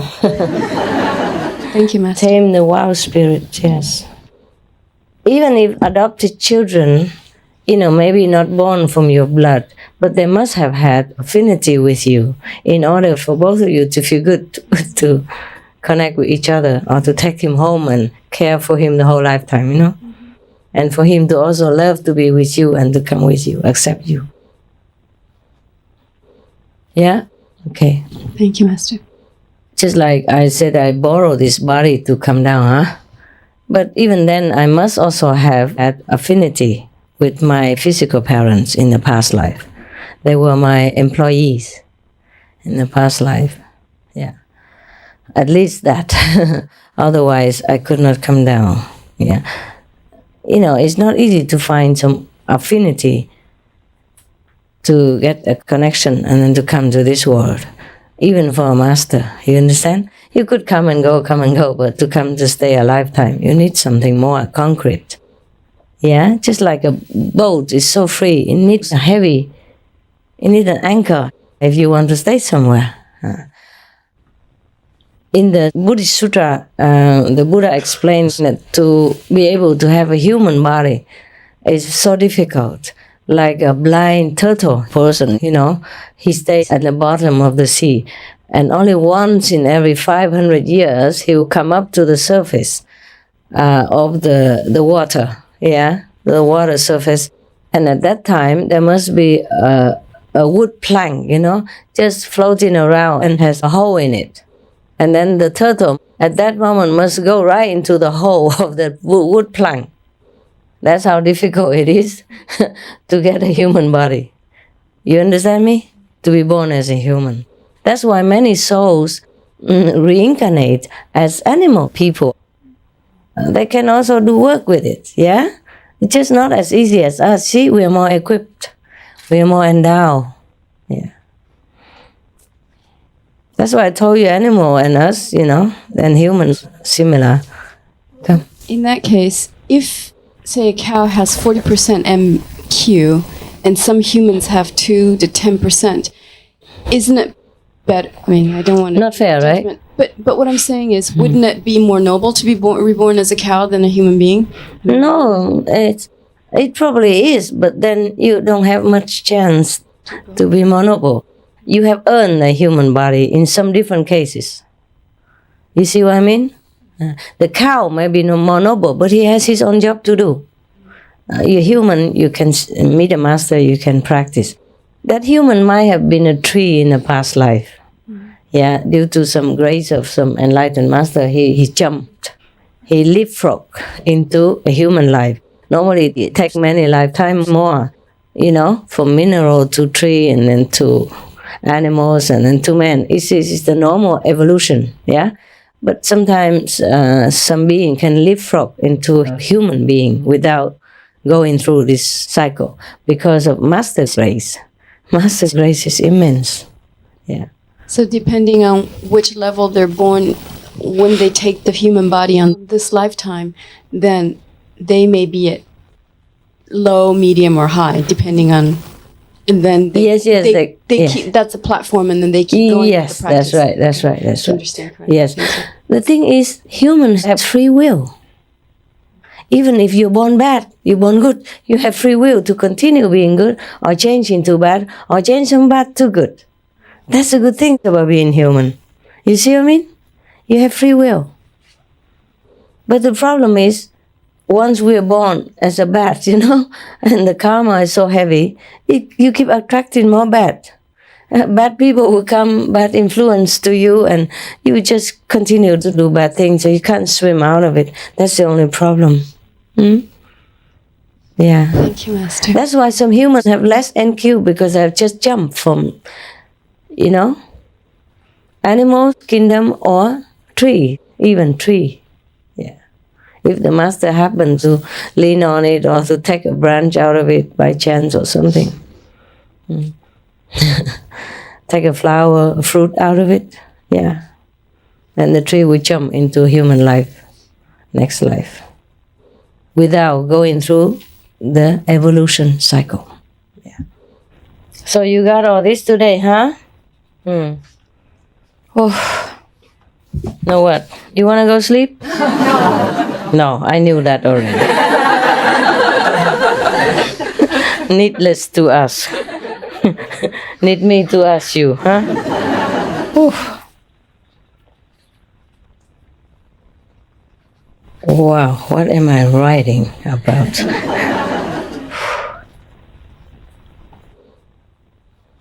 Wow, this heavy stuff, guys. I think maybe we leave it until tomorrow. If I still stay alive, I tell you. Never know, huh? Live every day like the last day, no? That'd be the best, nah? I wrote so many things. I think I'm writing about consciousness. Like,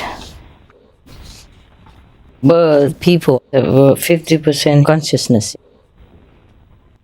But from 0% to 40% consciousness, it's difficult to teach, né?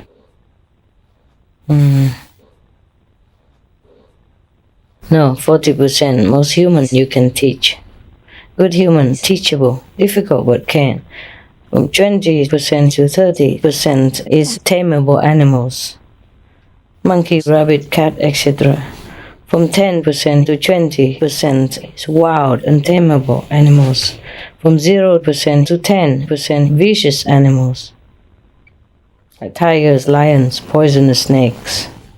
0% under are the hellish beings, devils, the opposite of God, the other side of creation. Sand, stones, and trees have even some 10 to 20% of human quality in them. Water has 20% to 30%. Wow. Wow, huh? No wonder the Indian people, they worship water, they worship trees. because they can see. Eh? There's something here. Trees, flowers, vegetables do not feel pain so much when being cut. But they do feel, anxious, if we want to cut them. So we protect them also, né? Because they don't have the nerves, of pain nerves, but they do have a feeling, the spirit maybe, yes. Only good spirits can live on the tree, even. The tree even chooses whom to live on him. Even spirits, invisible spirits. Only good spirits can live on the tree. Wow. If a master gazes on a tree or touches it, this will evolve into human form, the next life.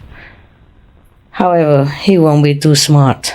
Well, I can guess, no? Wouldn't you? Yes.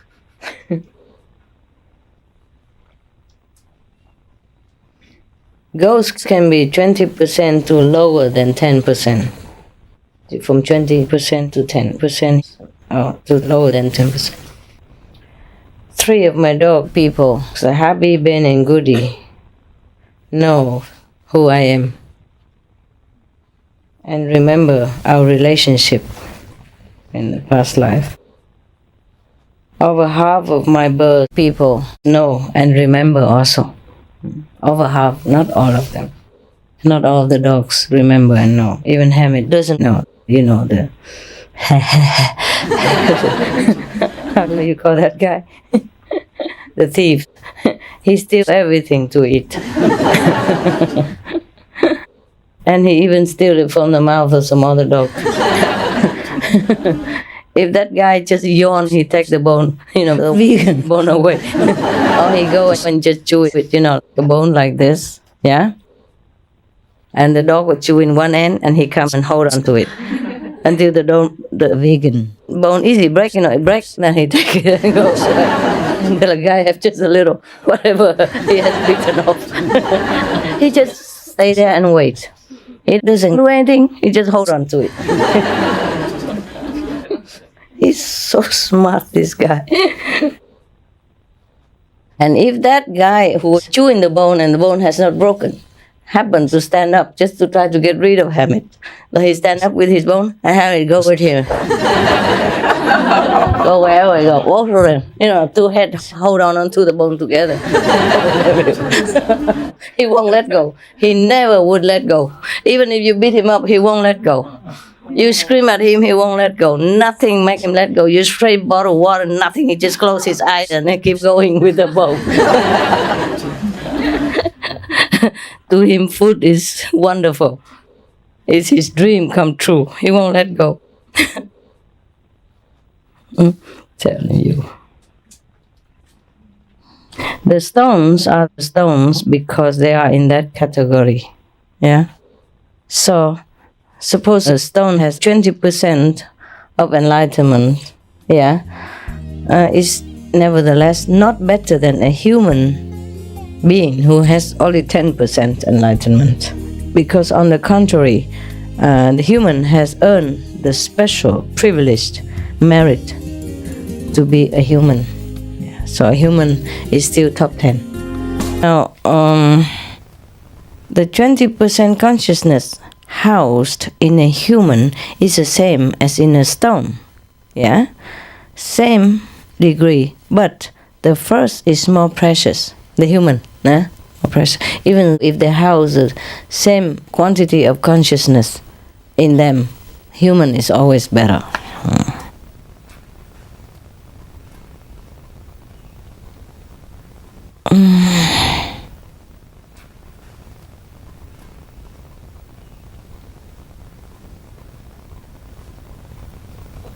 Oh, I even have an explanation here.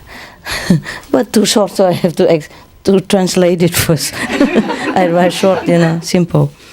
Same as if you have the same electric current, yeah? But placed into 2 different objects, yeah? Like, okay, you put into Yamaha, then it becomes a beautiful piano, and the price will be different. Then when you put that same current into just a pole or just some small lamp or something else, the price will be different, you see? So because the electric current is put into the human being, it's more priceless, it's more precious than. Similar like that. Yeah, that explains it. Makes sense. Wow.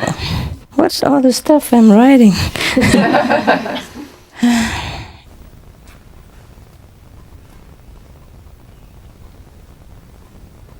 So the difference is in the outer shell, but it is quite a step upscale in evolution between stone and human. That's what I wrote here. It's written.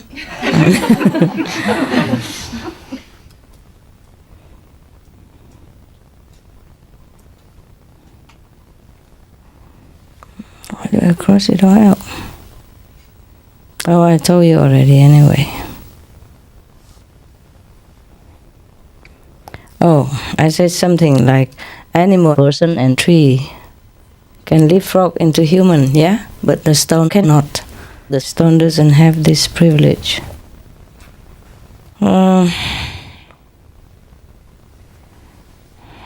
So from stone you have to evolve into tree first, né? And then into an animal, person. And maybe from a tree you can leapfrog. The consciousness in minerals or stones, etc., will go back to where it came, to recycle, not to evolve directly to higher species. When it is disintegrated by nature event, wind, water, etc., it could be aeons. Some consciousness are to be stones, some animal people, some plants.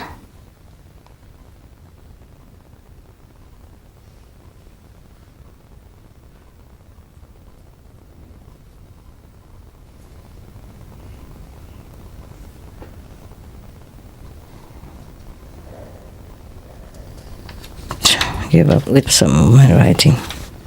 It's not the whole story, just one paragraph, one subject at the time, I wrote on different days. The people from the fourth plane can visit the fifth plane, but cannot stay. Yeah. The fifth plane can visit the fourth and stay.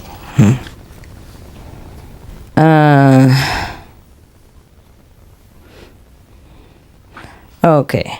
Close resemblance to heavenly beings, even physically, is closer to heaven. The people who have a closer image to heavenly beings are closer to heaven in quality. Don't be proud about it. Not all of the same races are the same. For example, there's some European people who are fifth level. There's some African people who are fifth level also right now. You understand me? Yeah. There are exceptions, of course, in any race. Jesus was an Egyptian or a Jew? Aramaic. What is that? Middle East. God. It scared me. For example, hey? And Guru Nanak is Indian, the Buddha is Indian, Lao Tzu is Asian, Zhuangzi is Asian, Confucius is Asian, etc., etc. You see what I mean? Huh? Master Ching Hai is Asian. And she looked like only. Just her physical body looked like. Yeah. That's the only thing. Okay, so now, that's what it is. The Indian, they're more desperate, more receptive to spiritual teaching. Hence, a lot of Indian masters. Wow. When you're comfy, you don't want to seek anything, no? You're okay, you think you're in heaven on earth already. And so, like Australian, or other Asian races, or the black African, for example, they're suffering so much. So also difficult for them to put their full attention to believe in God. They're too busy fighting for survival. Occupied with survival to remember God. I don't know why I have found out these things, and I have written it many years ago already. Long time before I even came here. I don't even remember it. I hardly can read it. I did not even remember that I discovered it. I didn't remember what I wrote here. And I found yesterday some of it, and I thought maybe I share it with you. It's just a general guideline. You know, I've seen many Europeans go and warring with each other and killing others, you know, and robbing other people, whereas the Africans don't do it, ever. We've seen the Africans go and rob Europeans, bombing them, no, huh? No, just the contrary. So it's just a general guideline, you know. Mind you, it takes just one crazy guy to make trouble in the world. One stupid president is enough to cause World War also, for example. Some people are low consciousness, but they have the merit to be in power. Or because the race of that nation has been bad. So that so-called stupid president or king is allowed to be there.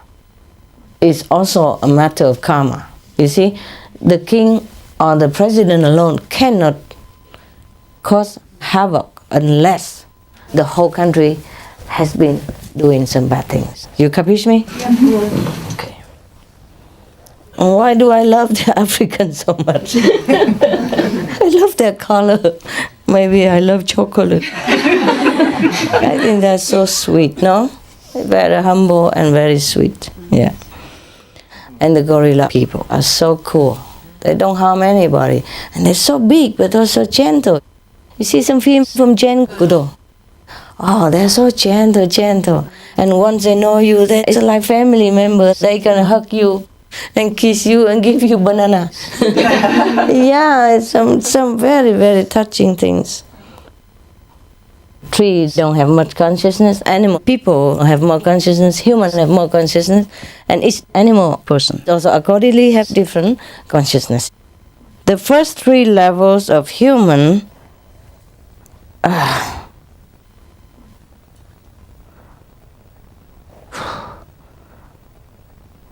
though they are in human form, their consciousness is equal to heavenly beings of the astral or causal plane. Yeah? Sometimes 60 or 70% consciousness. These are heavenly beings. Why 60%? In with the other 40 is material, gross or mind matter. Understand me? Not the pure consciousness. That's why 60%.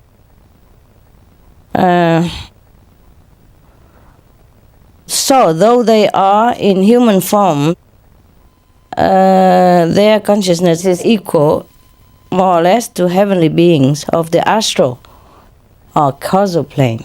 You know, second, huh? And rightly so, they have just descended from heaven there, from those places. That's why they resemble the look of the heavenly beings upstairs. For astral and causal are not yet free from karma or birth and death. They will retain their levels from where they came, provided they lead a smooth, uneventful, and righteous life. Like the basic 5 precepts. If they keep them in this human lifetime, when they die, they go back to where they came from, more or less. Yeah, astral or causal depends, but they don't have liberation from life and death. Nah?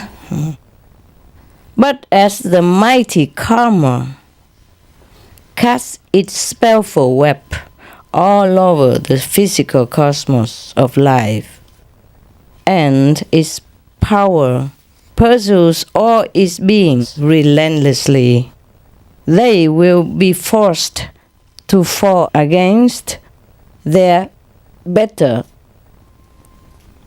judgment time and again. That makes sense now.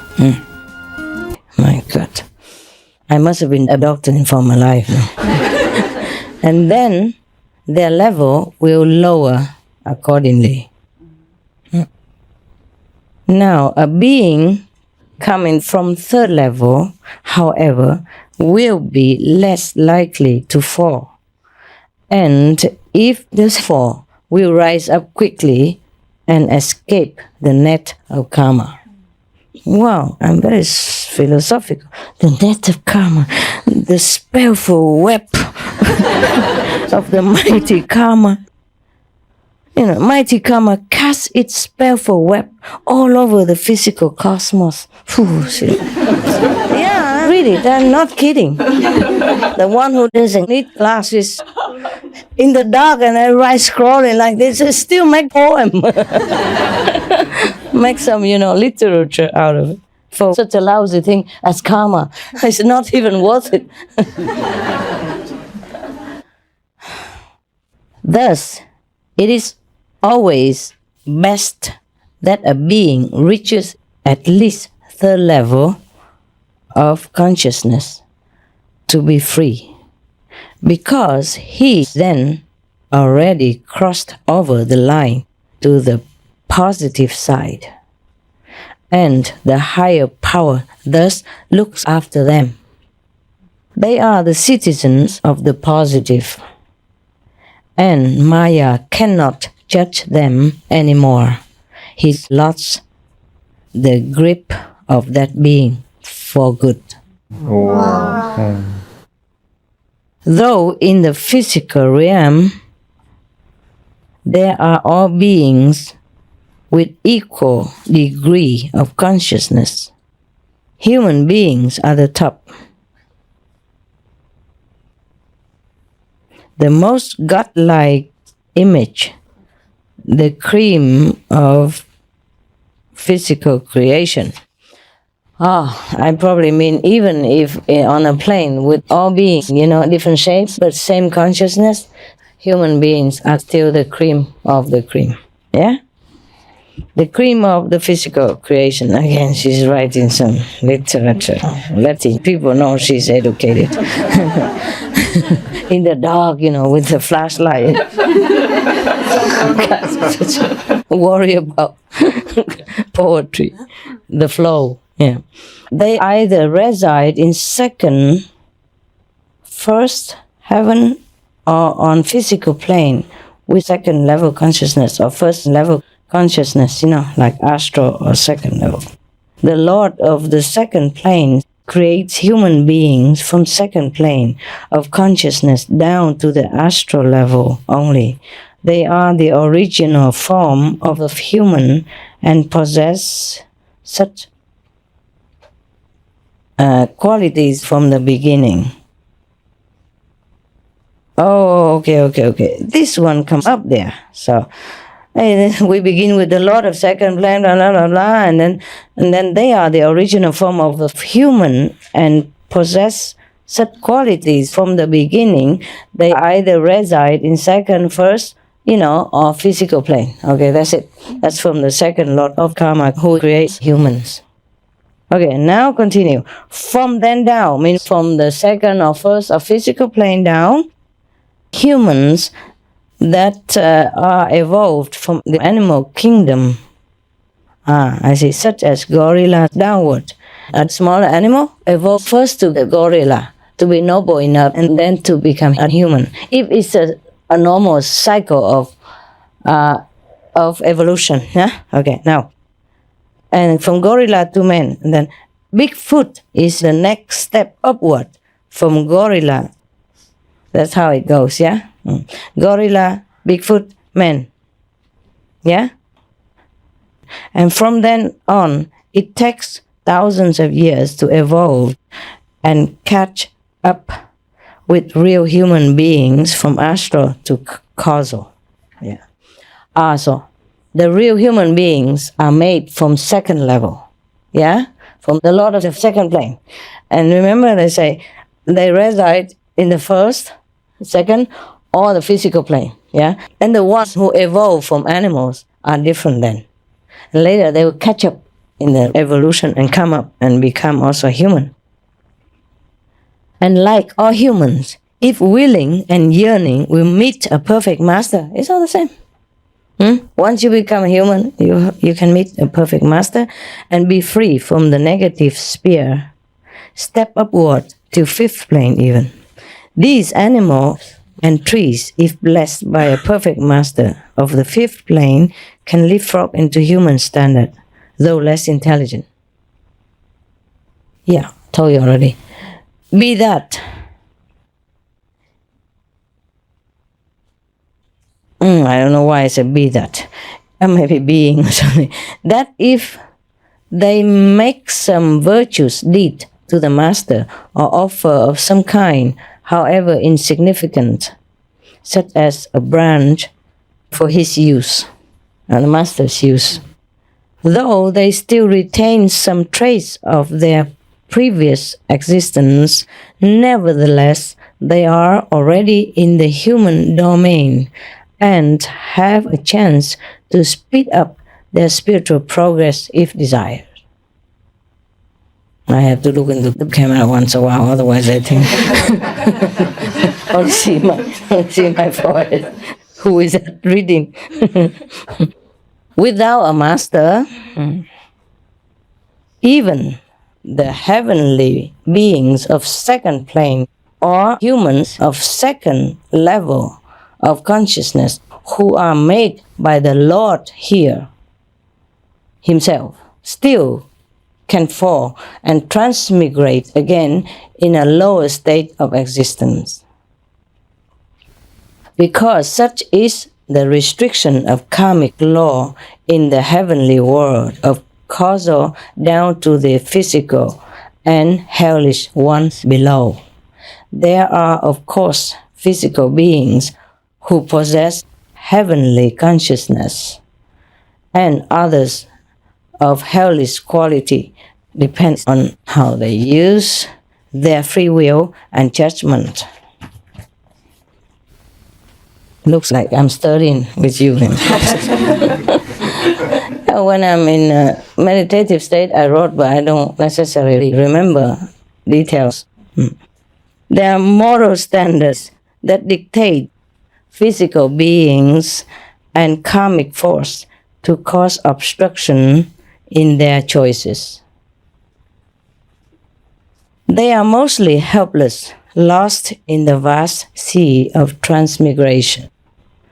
Hence, the second plane, causal plane, is the plane where the creative, sustaining, and destroying power all reside and are the same. Yeah, equally powerful. Yeah. 3. The creative, sustaining, and destroying power all reside and have an equal foothold on the second plane. There is always a recycling wheel going on in all domains. Like if we are objects, recycling wheel, we are thrown there and we are recycled, believe it or not. In the second plane, they also do green stuff, huh? You should call it green planet, no? Recycle. Fancy that, huh? They are all in, no? From heaven on already. So mostly people call this heaven, no? You know, the astral and the second, that's heaven. In all domains, this recycling wheel is going on in all domains until one is blessed with a master presence who mercifully takes him under his protective grace and lifts him up high. But not without a mighty struggle with the Lord of Karma, who doesn't want to lose his citizen. Thus, it goes also, the speed of spiritual progress depends on where one stands, at which level of consciousness, how far one has fallen, how high one has evolved, how much one longs for liberation. And of course, hey, still have. And of course, most important, the powerful grace of a master. Depends on that too, huh? A master of high degree, like Babaji, for example, who is willing to remain in the lower realm of astral domain to assist other masters in salvation work, is a great being. Even though he's in the astral plane, he's a great being. He's from 5th level, super 5th, not normal 5th, né? Super 5th, the highest 5th level. Okay, just for your information, I didn't write it down here. In salvation work, is a great being who forsakes the indescribable bliss of the fifth plane praised and admired by all who know this great sacrifice. I also praise him. He can be in the physical and astral realm at will, depends on what needs to be accomplished at that moment. Yeah. If you have read the autobiography of Uganda, you would think he's a physical being. But he resides in the astral. And as I have told you, even if he's a real astral being, he still can manifest into the physical body for a while, yeah? Just to hang around or to do something in the physical realm, yeah? Hence, the people who met him at that time thought that he was a long-living master, eh? He lives in the physical and in the astral. Yeah. That's also correct. But mostly in the astral, it's easier for him to work from there. He only manifests into the physical plane sometimes, at will, because it's his job to do that, because he's powerful. Remember, in the Buddhist Sutra, there's also a story about, Earth Store Bodhisattva, Địa Tạng Vương Bồ Tát. Yeah. He himself resides in hell, so that he can rescue hellish beings, you know. The people who fall into hell, he will rescue them, perhaps teaching them to pray and all that. Maybe do some Guanyin method in hell. I don't know how, but probably they try. Yeah. Over there, we don't need all these flashlights anyway, because a lot is always bright. Huh? The cameraman won't have to sit there. Just let the camera roll, and we don't need electricity, you know. So again, it's a green hell. No pollution. Okay, so what now? A rare and special being, means Babaji, with extraordinary assignment. Blessed are those who have the privilege of just a glimpse of this great being. There are 70 such graceful ones, blessing the welfare of this planet and making sure that all beings deserve a fair chance to go back to their heavenly home. Leading the soul, helping, easing, invisibly or visibly, yes. Wow, that's also nice literature here, no? Written in the dark, They are affectionately known as the White Brotherhood, the silent ones. You know, the White Brotherhood or the silent ones in the physical realm. If you remember the story of Jesus when after he was crucified, there were some angels, white in white garb, some beings in white garb took him into a cave and healed him or took care of him. Remember? These are the White Brotherhood from the astral plane and physical. Astral and physical. They live on the threshold. You see? They don't live, they don't die. They're not physical, they're not astral. They're up and down, up and down all the time. Like you live in the border, like between France and Switzerland, there's no border, yeah? So one time I lived in Switzerland, they told me you just walk across this little lane, then you are in France. And walk back, you are in Switzerland. You always go abroad. It's truly like that. When we were in Geneva or somewhere, Geneva somewhere, I remember that. We stay in a house with a sister or brother, and they say, there, the lane is just this big, You walk across, that's France, walk back is Switzerland. Similar to these silent ones, they live at the threshold of the astral and physical planes, and they have mighty power. They have chosen to be there, not that they are astral beings. But these titles can never denote a fraction of their might and greatness. We call them the silent ones, the silent bodhisattvas, or the White Brotherhood, but these titles can never denote a fraction of their might and greatness. That's what I wrote. It's written. Any beings, and this is another note, okay? I crossed already. Any beings from adjoining planes of consciousness can visit each other if invited or for a good reason, but cannot stay even just overnight. Phew, incredible.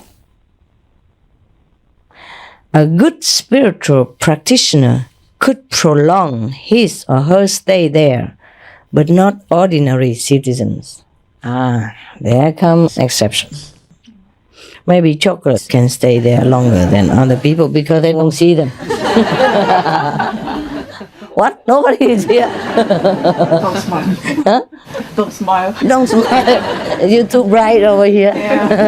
That's funny. They have bright, brilliant teeth that we all envy. Also, they have brilliant teeth. If they smile in the dark, you don't ever need any light. That's no need to carry a flashlight when you go retreat. No, you just smile and walk with your teeth. That's really convenient and very green indeed. Chocolate spelled green, huh? G-R-E-E-N, huh? Okay. If adopted even on the second plane of higher consciousness, heaven, if adopted by a higher plane being, one can upgrade his or her level and stay there. Aha. Wow. Sounds familiar to hear, right? The higher beings will infuse more light and energy into this lower being and thus lift him or her up. Wow, isn't that cool? Yes. If you guys are lucky, you might be adopted. Who knows where you're going? Next, So be nice to everybody in case he goes up higher, he can adopt you. That's cool, eh? Is there anything else?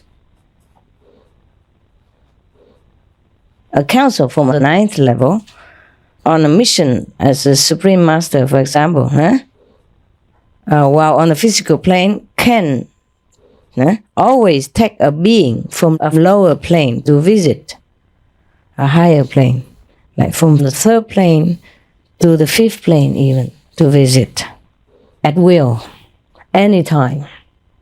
Not a perfect master though. Even a perfect master, 100% perfect master from the 5th plane cannot do this. Cannot take a being from the 3rd level to visit the 5th plane. But a 9th level council can do it anytime at will. Of course, they are the masters of the universe.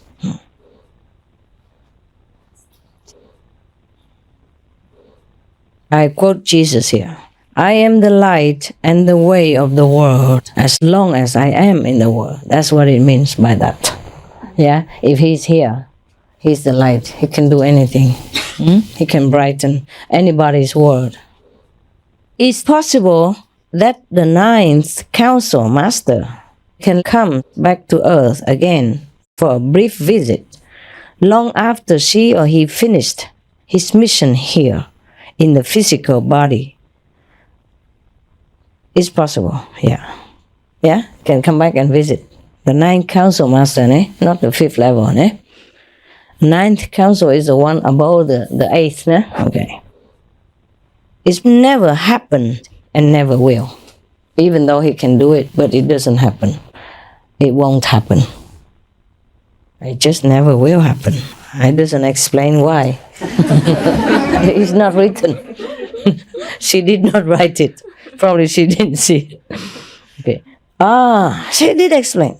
They are too occupied with the work of the whole universe and a more fulfilling, a more glorious job as that, occupied with their job. And a more fulfilling, a more glorious one as that. I wrote like that. And it's their real work. They are the master of the universe. I just said it before. How did they know that? Okay. How did I know that they are the master of the universe? I just said that. It's written here. Oh my God, I'm so smart. After ending their task on earth, a ninth council master will withdraw all his energy to the fifth plane, topmost, and then further to the ninth. And no one from the fifth level is getting more exciting. What happens? No one from the fifth level down will ever be able to see her or him again. Only the 6, the 7, and the 8, the 9 can see. But you won't feel anything missing. Do you feel anything missing here in the physical planet even? No. No. Oh, that's because I'm here and then I'm there and everywhere. Yeah. You feel the same. You feel better there even. Yeah? You won't feel anything missing. Yeah. So when I sit here, you don't feel anything missing, right? No. Yeah, see? The same. So if you go to the fifth level, you even feel much better than that. You feel complete, fulfilled, satisfied, content, happy, blissful. Don't think anything. There's no brain there to think even.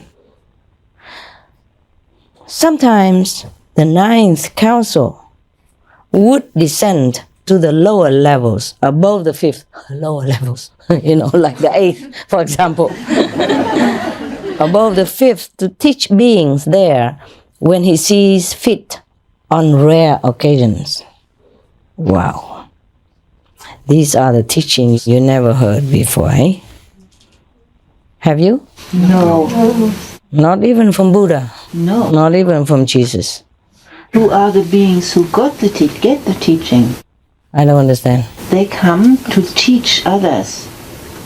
But of the 6 and 7, and who are they?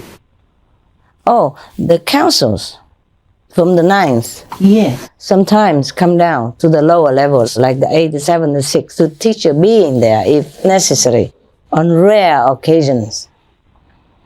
Got it? We're talking about the ninth level council up to now. Where are you? On the 10, perhaps. Yeah.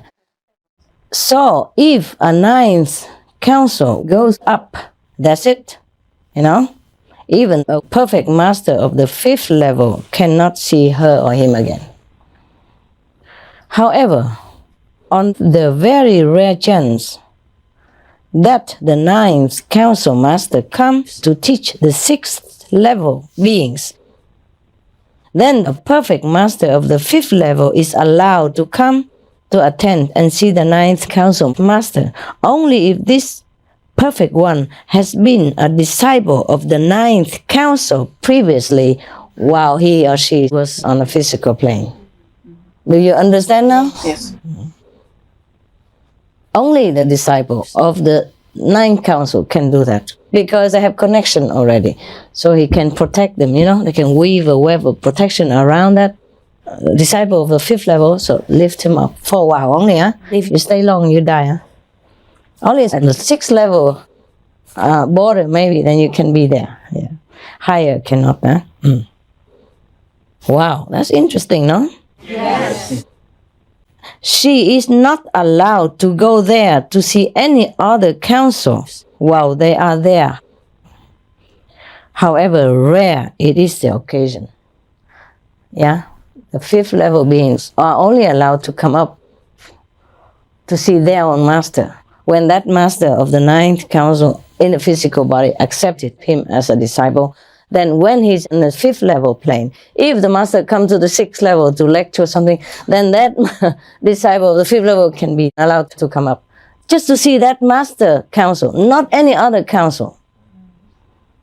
Yeah? Because I told you there are many councils, no? Yeah. Only if that council has been your master before and he comes to the sixth level at the border, you are allowed to come up to see. Yeah. Wow, so strict, huh? Not allowed to see any other council, however rare the occasion. Yeah, of course, what for, no? What are you doing with other masters? Oh, well, there's some more here even, look. I thought it's finished. She wrote a lot, didn't she? Again, only the perfect 100% and highest masters, 100% plus of the fifth plane, are allowed to visit the 6th plane on rare occasions when the 9th council master of his is there, but never further than the 6th. And even then, only if their master from the 9th is present at that time. As already mentioned above, ne? So I keep rewriting the same thing. Just make sure you guys understand. Don't go nonsense. Don't just keep overstaying your welcome. Huh? Suppose you become a perfect master in the 5th plane, then you're allowed to come see me maybe sometimes if I'm on the 6th level, but don't overstep your privilege, huh? Because you'll be burned to a crisp, yeah? You're finished, non-existent, no more. Even the topmost level of the 5th level beings is not allowed to visit the 6th plane at will, even at the border. And no one will ever be adopted into the 6th level or onward. Don't dream about it, huh? Nobody is adopted there. We thought we could have adoption, no? Yeah? The 4 can be adopted into the 5th, but the 5th cannot be adopted, or any plane cannot be adopted into the 6th level, or 7, or 8, or 9. Such is the purity of the 6th level and upward, that no one from the lower realms can bear to be there, except through the protection from the 9th council, when such a great one is present.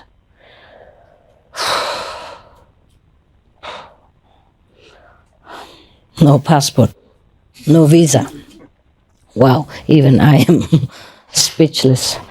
Even the 6th level beings cannot protect any trespassers themselves.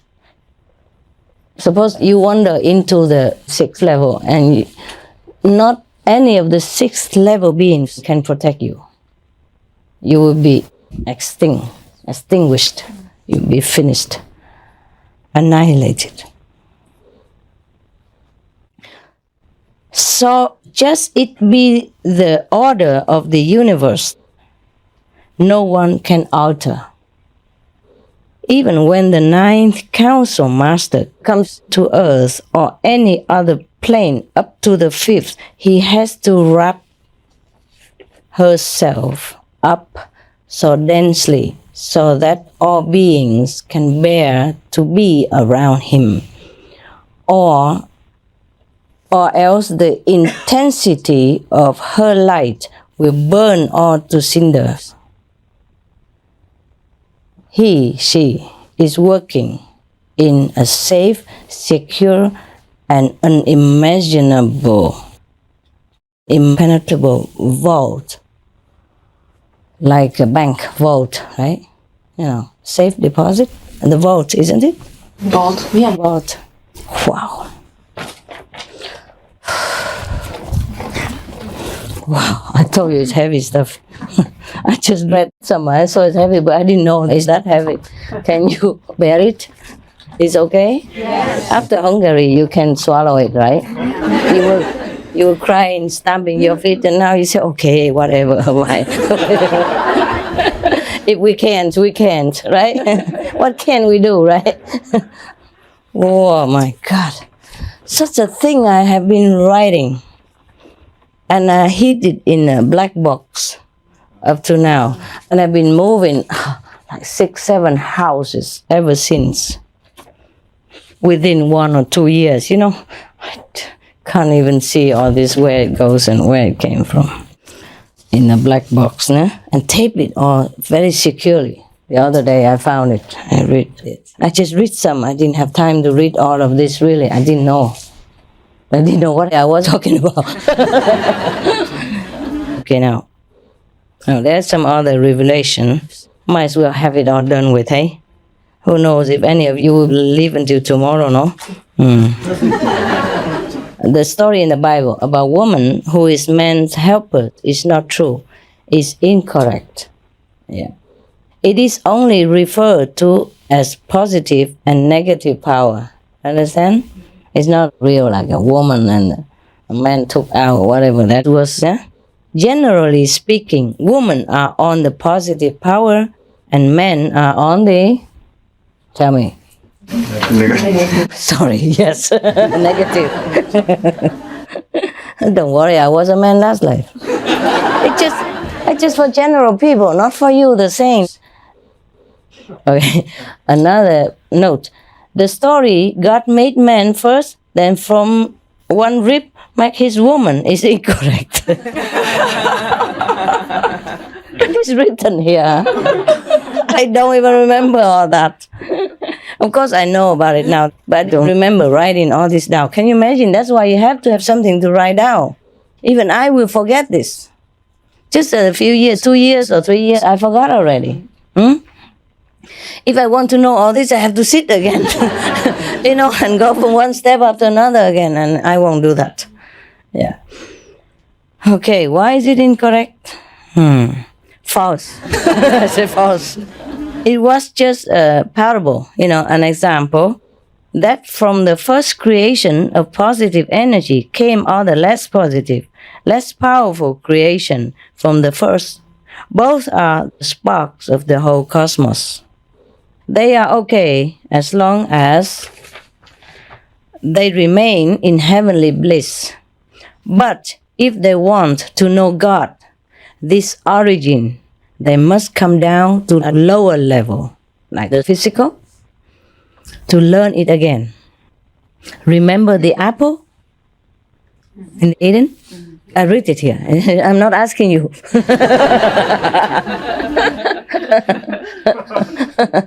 Miss it. Remember. I wrote it. I'm reading it to you. I'm not asking you. Remember the apple is the wisdom.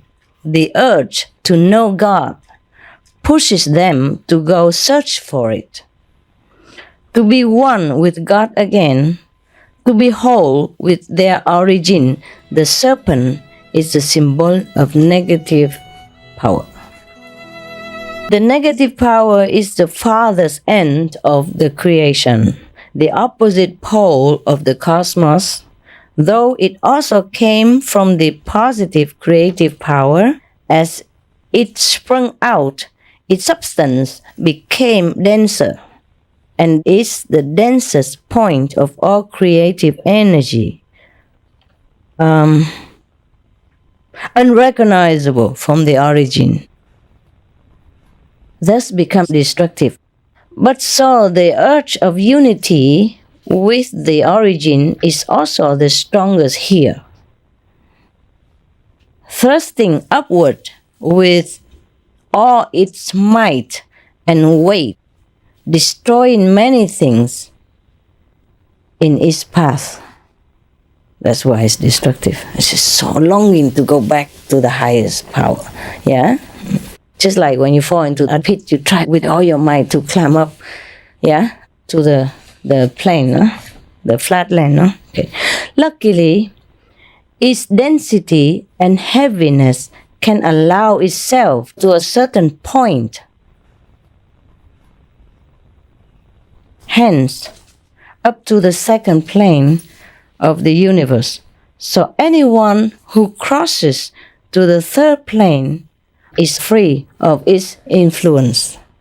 You understand me? Luckily, it's negative, it's destructive, but because it's so heavy, it will not be able to climb too high. So it just stays at the second level at the most. So anybody who crosses over to the third plane is away from its, bad influence. Make sense to you? Yes. To me too. Luckily, I wrote it all down, no? Otherwise, all this is lost. You would never hear it from anybody. Yes. Yeah. Here, it establishes itself as a seat to control all below. It has the power enough now to create, sustain, and destroy, or remake, recycle its citizen and its universe from this point down, from the second down. The positive power from the Most High created only down to the third plane. And from the second plane, ones are the negative powers creation, though eventually they will be refined and return to the higher dimension. It's difficult for the citizens here, from the second plane down, to go up. The, jealous God, the jealous God is him, who thinks he created them and holds them hostage. Though he only borrowed power from God, from the higher dimension, to create some distortion of the origin. He is possessive of his creatures. I think we're done. No more left. Okay then. That's it. Wow, it's a book,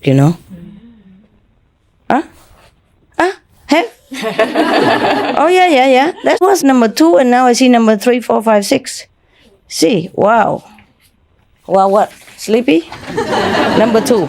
See? I thought finished 2. And now I just see, number 3 here. So I thought I finished it, but I haven't. You want to hear some more? Yeah. No? Really? Finishing. Finish it? Yeah. Only the highest master from the 5th plane could rescue them.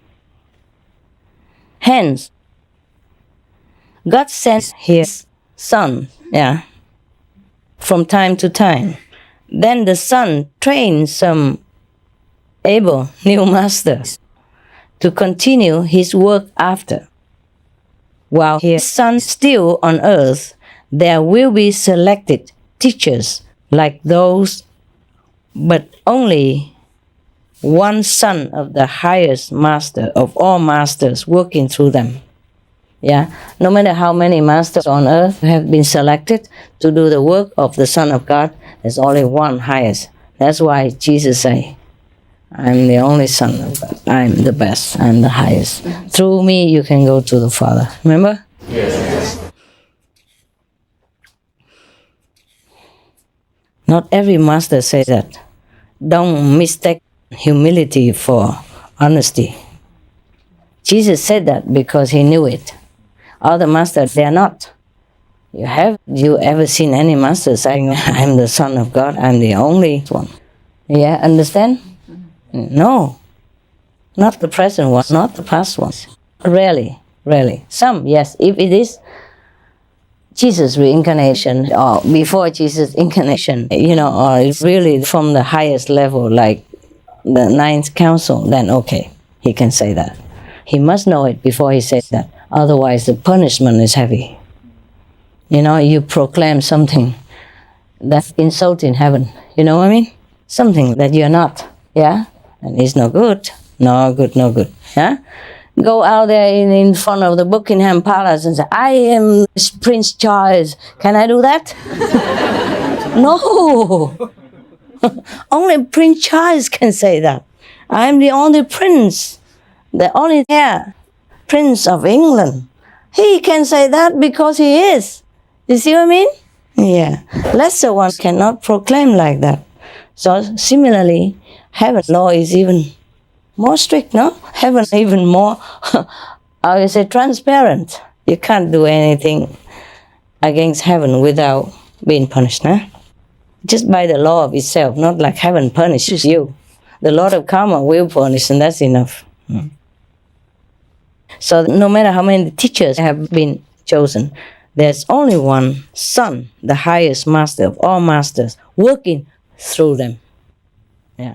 So you see, most of the masters, they're very humble, They say, my master works through me. I'm a slave of my master and all that. Something like that. You know what I mean? You should read that in all literature of all the so-called masters up to date. Did you? Yes. Yeah, okay. They always are accredited to their greater master, They don't proclaim that they are God or they are the Son of God and things like that. Because they know they're not. Not because they're humble. Please, don't mistake it. They're just honest, okay? Yeah. Maybe they're humble also, yeah, because they know what they are, so they're humble, and that is very good. But don't think Jesus is not humble, yeah? You understand me? Yes. He was very humble. That's why he walked bare feet. He endured all these insults. He endured everything. He had to hide. He had to run away from persecution until he'd been persecuted. That is the humility of a son of God. But he say the truth. Yeah? He said, I'm the son of God. I'm the only son of God. And that was correct at that time. Yeah? And it's still correct. Because other masters are not the son of God. Not from the 9th level. You understand? Not sent by God himself. That's why. Yeah? So when Jesus said that, he just spoke the truth. But nobody could bear it. Humility you must have. He couldn't. If a king says, I am a king, how humble can he be? Does he have to be humble if he says he's a king? No, right? He might be very humble, but he says, I am the king. I'm the king. Yes, I'm the king. This is another note, ne? It has nothing to do with upstairs. It's another day. The Lord of Karma sits on second plane and is very strict with who is worthy to go up above him. Can you imagine? Of course, he's mad, no? He's angry. Suddenly you are with him, you are his citizen, and then you go above him. Who can bear that? Yeah? So he tries with all his might to stop you, and you can't blame him. You can only feel sorry for the poor guy, no? Tell him to do more guaning, maybe. He's right to that, you know? He's right in that respect. One has to be really yearning to go back to God, or else get trapped in all illusionary pleasures of the senses and never get out. Like a drunkard clings to his habit of liquor, knows not a better lot.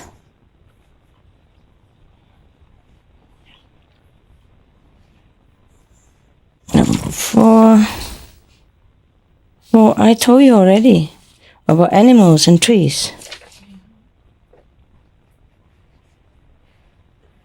Yeah, already done. Only one. Funny, huh? Only one page left. So you had a little bonus, huh? No complaint, is it? No, huh? Good, no? Okay. All right. But I should have loved to stop where, you know, the 9th council works in a secure, safe, unimaginably impenetrable vault. Yeah, wow. That's not a very good position to be in, is it? Feels very suffocating sometimes. I feel like claustrophobic sometimes, suffocating sometimes, yeah. Okay, guys, that's it. Now we're going to the 5th plane, perhaps. Accordingly. Dependingly. Yeah. Now I'm all wrapped up. Hey, okay? Somebody, I think, long time ago, must have known about the 9th level. You know, maybe some of the 9th level councils had come down before. I told you how many had come down before already. I'm the 20th, remember? Yeah. I said 19 came down before, yeah? I mean, in the long, brilliant history of mankind, and not just today, okay? They came to the physical level, and not necessarily came all to this earth, but some other kind of, yeah, earth-like planets. So somebody must have come here before, or perhaps it was somebody like with the name CH or something like that, yeah? Somebody you know came down here before and talk something about the 9th level, you know? Because in China they have a goddess called the 9th level goddess, Jiu Qian Xuan Li, yeah, the mysterious 9th level goddess. That's the name of the woman. Once in China, and she reportedly cooked brew the 5 color stones to mend the sky. Yeah. Who else can that be? Who can cook stones to mend the sky? Must be using, 5 levels of consciousness to tell people to be good in order to repair the planet, the ozone layer, climate change, etc. Yeah. So therefore we have the 9th level, mysterious goddess. Or else how do we know that? Yeah. And also sometimes the English people, when they're happy, they say, I'm on the 9th cloud. Yes. Yeah. Why not 7th? Mostly people only know 7th heaven, right? It's 9th cloud. That's what it is. It all came from these secret talks, about the 9th level. In the old times, they didn't always write down everything. Yeah. Maybe they wrote it on the stone, and then after a while, the typhoon came, the stone broke and all ran into the sea, and it's gone. Yeah, long time ago, they didn't have inscription on paper, no? Only on stones. Yeah. So sometimes the archaeologists, dig out something with some stones and with some kind of writing or some. Maybe they think it's just a bird or a horse or something, but maybe it is the writing of those times. See what I mean? The language of those times. Yeah.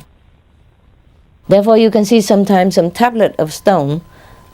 There are many pictures of similar bird all over. And then suddenly another horse, another bird somewhere. They must be talking about something, no? Yeah? Like a sentence, no? Anyway, I'm just guessing. What am I to know anything about archaeology? Yeah. Yeah. Okay, something like that. So it's a 9th cloud. Yeah? You are on a 9th cloud now, huh? Are you? Sleepy. Maybe on the 10th even. Okay. I think I'm going. Otherwise, I speak until tomorrow. You guys okay? Want some more cakes? No. Okay. No. Then you can. Should we meditate immediately or go out have fresh? No, meditate better. Meditate better? Good.